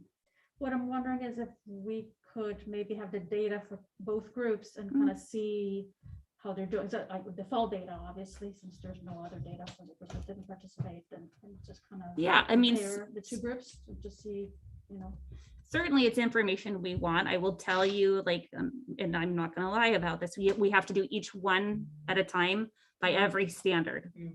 And so it's a little bit laborious. So it's not going to be in a minute. I won't share that with you next time. But, maybe a group of us will get together and start, looking at that. And so we can provide you with some more context on that. Were all the kids given, all district students given an iReady assessment at the end of last school year? No. No, so just the students who entered into. Correct. Okay. Correct. So in cases where we were looking at some correlative data, we'd only be able to see where the students are now. Right. Yeah, it would be basically comparing both groups. Yes. In the fall. Correct. Correct. Well, I just want to add, we have come a really long way from that first. Yeah. What was it, 35, 40 students we had for summer school. So yay. Yay. Right. Yeah. Well, we couldn't be happier. And like I said, I think we had top-notch staff. We had great kids. We had great families. That really was something that we could see in evidence, not just on a daily basis, but in what kids told us, and when there was, kids that were having rough days, they still came back because they knew it was important and they knew it was something that was going to be good for them. Well, it's been a consistent thing. We've had in-person summer school since we started doing it, including last year. Yeah. Yeah, last year our hybrid program was, I think it was great. I mean, we didn't get to see the kids every day, in person, but we did get to see them in person. I think we were, like I said, the only ones that were doing it, and it was weird. Yeah, it was weird but great. It was weird but great. All right. I like the responses that the students had. And one of them stuck out is that I feel better about books. Yeah. I could identify with that, honestly. And I was kind of curious what would have made this one student or many students feel better about books. Yeah, I mean, I think, we could definitely drill down on some of those things. I'll just, I'll say, when you are in a setting where you're not expected to perform, but, it's kind of like you're in an environment where you're celebrating popsicle day and you get to read too, sometimes it's just a different feeling. Okay. But also too, I think there was a lot of really great book selections in some of the culturally responsive texts that we provided, and we actually bought that curriculum. So they were books that students could identify with in terms of heritage or, family type, and we hadn't really had those curriculum boxes available for teachers with the instructions and kind of those manuals that kind of go with what kinds of questions do you ask? How do you engage the learner? Those kinds of things. I think that actually was really successful. Oh, thank you. All right, thank you for that presentation. And then if there's anything from the public regarding this? Don't have anything on text. Nothing on email. Okay. let's move on to our, what? Ready to go? No, you're looking for the crowds. I know. Okay. Let's go with our updates on LCAP. Jessica. All right, let me get back to where I left off last time. All right. Good night. Take care. Good night. Okay, I'm gonna open another window and as I talked about earlier, we have had the great opportunity of trying a new diagnostic system. We've talked about it a couple of times tonight. Fortunately for us, it's fairly user-friendly. And while we're not going to give you like vast amounts of data at this point, we will. But this is all of the school's data that I'm combing through with our principals. Our principals are kind of working with their staff, and teachers are obviously looking at their individual students' data. But there are some things that we do want you to know. The first thing that we kind of want you to know is that it was a great purchase, right? So under goal 2 of the LCAP, this was something that we really wanted to have. We wanted to have a way of diagnosing where students were, especially now. In the district, we did not give the students K through 8 the assessment. It was optional in grades K and 1. Some teachers administered it in those early grades. Some families wanted it, but mostly it was in grades 2 through 8. The completion rate right now is 86% district-wide in math, and that includes kindergarten and first grade, which is a very high number. And 84% completion in reading. So it's a very high number, especially when you exclude K and 1. So we're happy to see that kids have engaged in it, they've done it. We saw a very low rate of students who rushed through the task. We can actually through I already tell it's flagged when the students have rushed. Yeah. And that's really something that we deal with sometimes. Kids just want to get through something until we get like a false positive or a false negative. But this way we can actually see when they're rushing, we can actually have them go back if we need to. Some not as good information that we're collecting right now, and this is just very broad stroke, is that 36% of our students are either early or on mid-level or above grade level. So that's when you look at the converse to that, 64% are 1 grade level or below. That's a significant number, and that's something that we're going to need to address. Even more concerning is that the on, mid, or above grade level percentage for math is 18%. That means 82% are demonstrating a year below or more. We do know through research that the kind of typical opportunity loss is about a year to 18 months. And that's not just in our area, but that's something that's just kind of being battered around in scholarly, notes these days.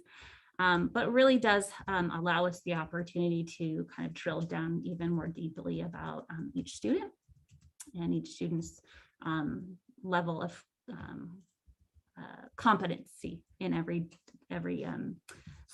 standard level of each of those content areas. So we'll give you more of that information. Like I said, this is just a broad stroke. There's a lot of information for us to look at. It is a new assessment for us and lots of information to glean from it, which we'll talk more about as we learn more about how to do it and to report on it.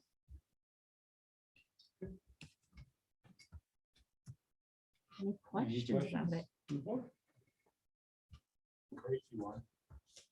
What's that? Crazy question. Go, we like that. So intervention, Mhm. and so it's hard to have much intervention Monday through Friday when school is in session. So it's either after school or weekends, or is there a possibility we can have some kind of intervention session during the holiday break?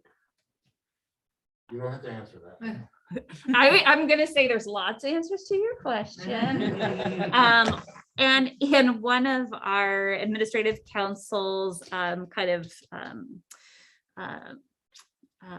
pillars this year is creativity. This information begs creativity.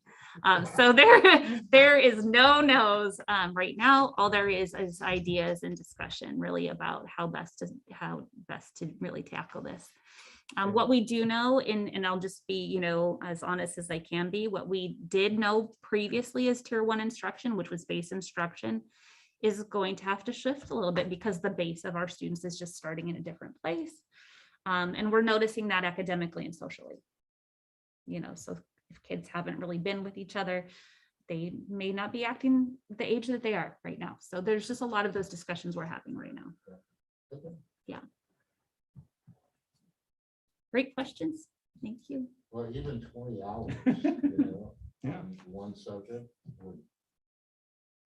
Right. Well, and Gotta be boring for the kid, but. well, and there's things that we're actually noticing too, like the EECC, which is a kind of an equity project. They are really taking a look at best practices in terms of like intermediation of these kinds of things.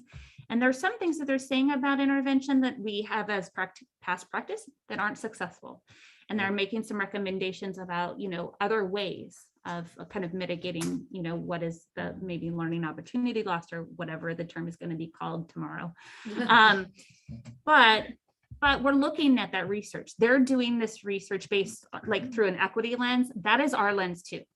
And so we want those best practices before we make any decisions to add hours or add people or change curriculum or, to, make a kid's day different. We really want to look at all of that and make some sound choices based in logic and not rash choices that won't make an impact. Yeah, so based on ability rather than age. Well, I will tell you this. I don't know if age actually exists right now. I mean, that's just something we're noticing, right? And so it has to be based on who I am, and who I am is the skill that I have and the competencies I have. So I think to answer your question in the long version, it is, yeah, you take me who I am today and help me from where I am today in all of those domains.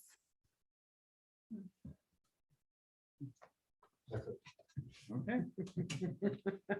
Yeah, are there any other questions or comments beyond the public? Nothing on text. Nothing on email.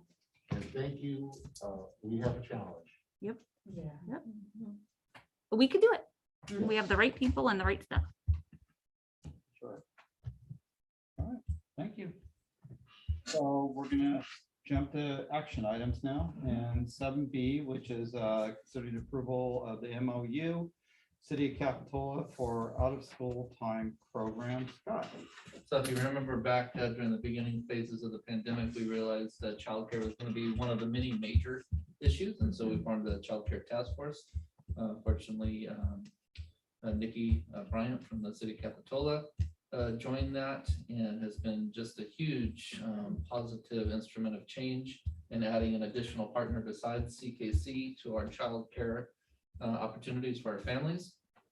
So that program pre-pandemic started off at New Brighton to fill a gap for middle school childcare, and then grew to the elementary sites support during the pandemic, and has continued now with on-site childcare, on-school site childcare.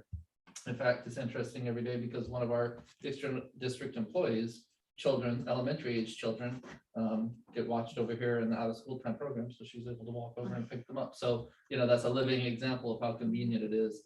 And so we're just very appreciative that the City of Capitola stepped into the space. You heard a presentation about it at the last board meeting. So I think you have a lot of background knowledge about it. And we think it's a worthy partnership. And we think it's a worthy partnership to contribute to financially, and having some of these different pots of COVID relief money. Some of those funds are perfect match for doing this sort of support for our families. And so besides just supporting it in general, we'd like to support it again this year as the board approved last year with a $16,000 contribution that will go to subsidized tuition and offer scholarships to families that meet certain income criteria, so that the program can have a sense of equity as well as supporting all families in the community. right, thank you. Are there any questions from the board? Well, just one, can something like this be put on the consent agenda, or do we have to actually take a vote? Well, You can put it in consent, but Because we're gonna probably talk about summer or two sometime coming up. sure, yes, yes. I think I kind of proud of it. So I wanted it to stand out a little bit, to be completely honest, but we could definitely file it under consent. Well, yeah, I agree with Scott too. I mean, this is something that, is fairly new and it's a progressive move with the city as well. So it's nice that it's out there in the open, on the agenda as well. And Nikki actually reached out, and city is very grateful for the contribution, and they have a waiting list of kids, and so their program, it's doing very well. So the funds are definitely being used. I move. Are we there yet? I think it's all good. Let's do it. All right. No questions. Yeah. Well, are there anything from the public? Nothing on regarding that. this? Nothing on Okay, email. so Amanda made the motion to approve the MOU with the City of Capitola for out of school time program, and then actually Carolyn seconded. Yeah. We're doing it. We're doing it crazy. I have it in writing. Oh, yeah, there we go. All in favor? Aye. Okay, I guess we're gonna speed things up here. All right, 70, let's consider approval of the date and agenda for the 2022 LCAP Community Forum. Scott. Yeah, so we moved this up on the board governance calendar a little bit, just so that we could possibly lock in the date, should the board wish to do that. And that will give our administrative team a little bit more time to plan, with certainty in mind. And yes, who knows exactly what the community forum will look like. Whether it'll be virtual or in person, we can determine that as we monitor the virus over the course of the winter and everything. But this is to kind of determine the date and in a loose agenda. So kind of that tight, loose kind of approach is we wanted to get, the framework of an agenda down. But of course, as it says on there, these items, including these items, but not limited to these items. So we can always kind of tweak that. Right.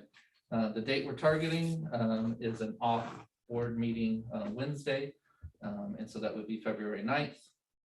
And we would do an LCAP community survey a couple weeks in advance of that. And that kind of helps inform us, and not only helps inform the LCAP, but it helps inform us of how we should tweak the presentations that night. And then that night we would have a kind of a state of the district presentation, again, including but not limited to some of these items, how we're moving along with our dual language immersion program, the SAGE program at Santa Cruz Gardens, COVID-19 update, and I'm sure a lot more. And then the breakout groups have, if we're able to be in person, have proven to be, I think, a good, meaningful opportunity for engagement with the community. And some of the tables that we have had are child nutrition and facilities, school district finances, curriculum instruction and assessment, big one, safe school environments, and student enrichment and intervention. And of course, we could add to or tweak those, but that's a general agenda and a specific date that I would ask the board to consider approving for us.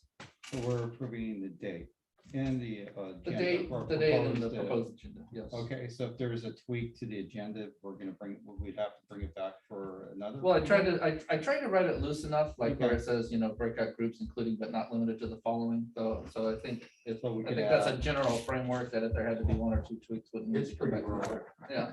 Okay. that sounds Purposely good. broad. Okay.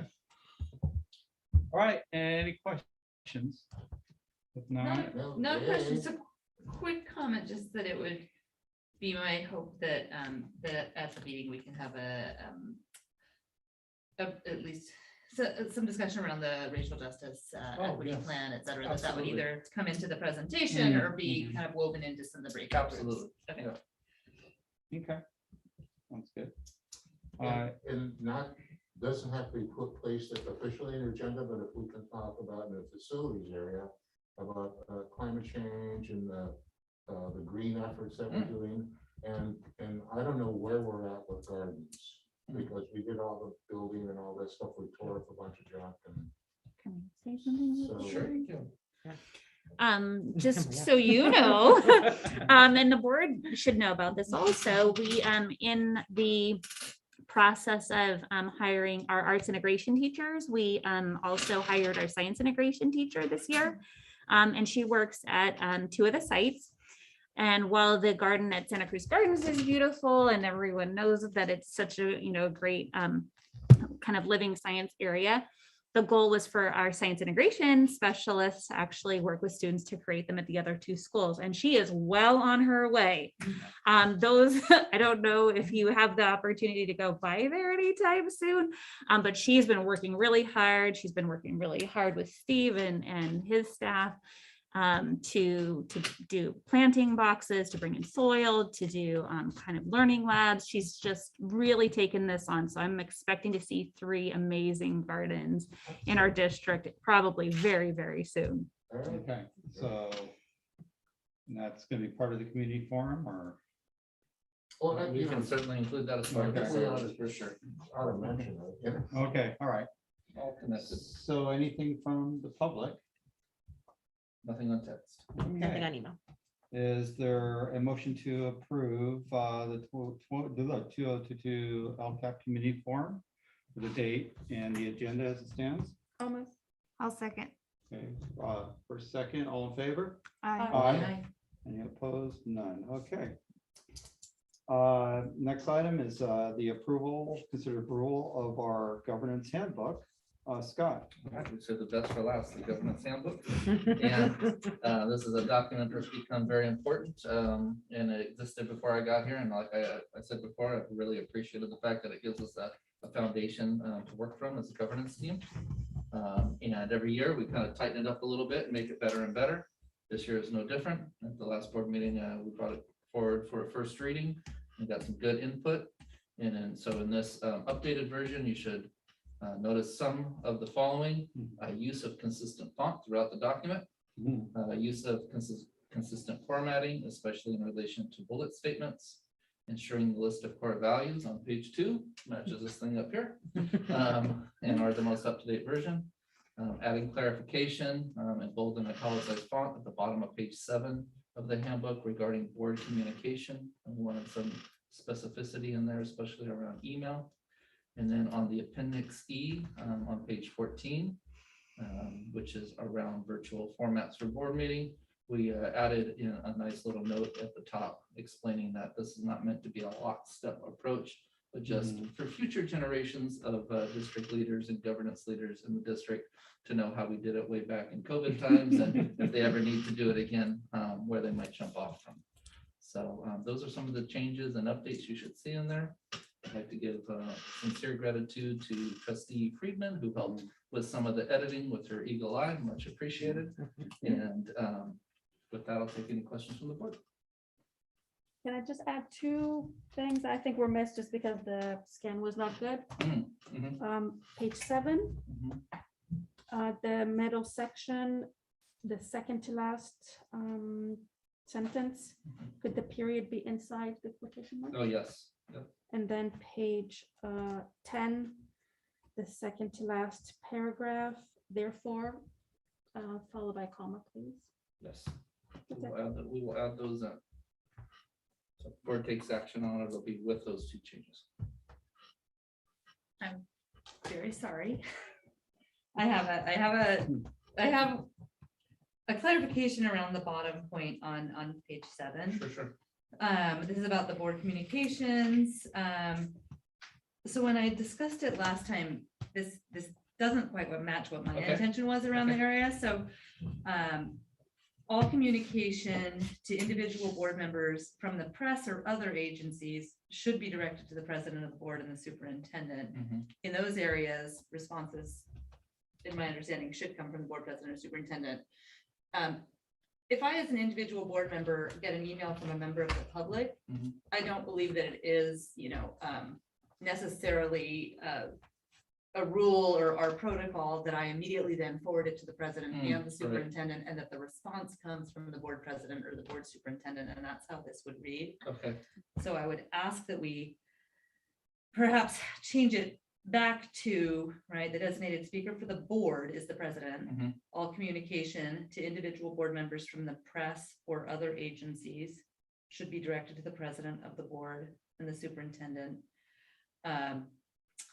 communication sent to the entire board Mhm. from a member of the public should be directed to the board president for a response.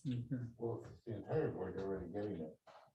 But that the president would be the one Yeah. responding on Okay, behalf on of the behalf. board. Okay.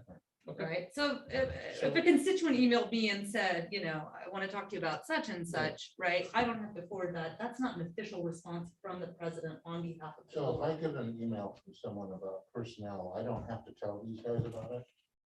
I'm not saying you don't have to tell them, I'm saying that I think that that's covered in other areas of the handbook, right? Like on making From a sure, member of the public. right? But I think where it differentiates it, if it doesn't fall into one of those areas that should be directed towards, you know, an administrator, that there's nothing saying that it can't, I hear what Amanda's saying, right? That there's nothing saying that, oh, I got an individual email, like the only way it can be responded to is through the president or the superintendent. classic situation, someone emails me, they know me from school. Hey, I've got an issue with a teacher, a principal. I certainly can say, you know, not in the board purview, or, you know, right, this is absolutely something to address with your principal, et cetera. And then certainly I can let the superintendent know and the president know, hey, I got a communication from somebody, and I let them know the appropriate, like, So course of so action. would you include them in your response? Either way, Depends on the yeah, subject. yeah. But Yeah. then Ted doesn't have to.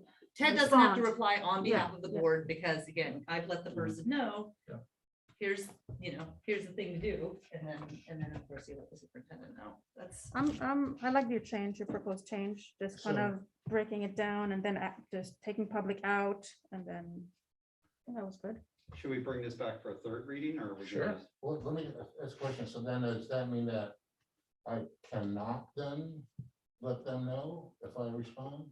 Or No, that it's an no, option? you can't. no, You don't have always an to. option, Oh, of okay. course. It's an option depending on the subject matter. I was sort of trying to differentiate between a communication received to the, you know, right, the entirety of the board, get something from a member of the public. Right. In that sense, in that situation, the answer comes from the board, who is, Mhm. right, who's the president or Right. whoever he designates as, right? To respond.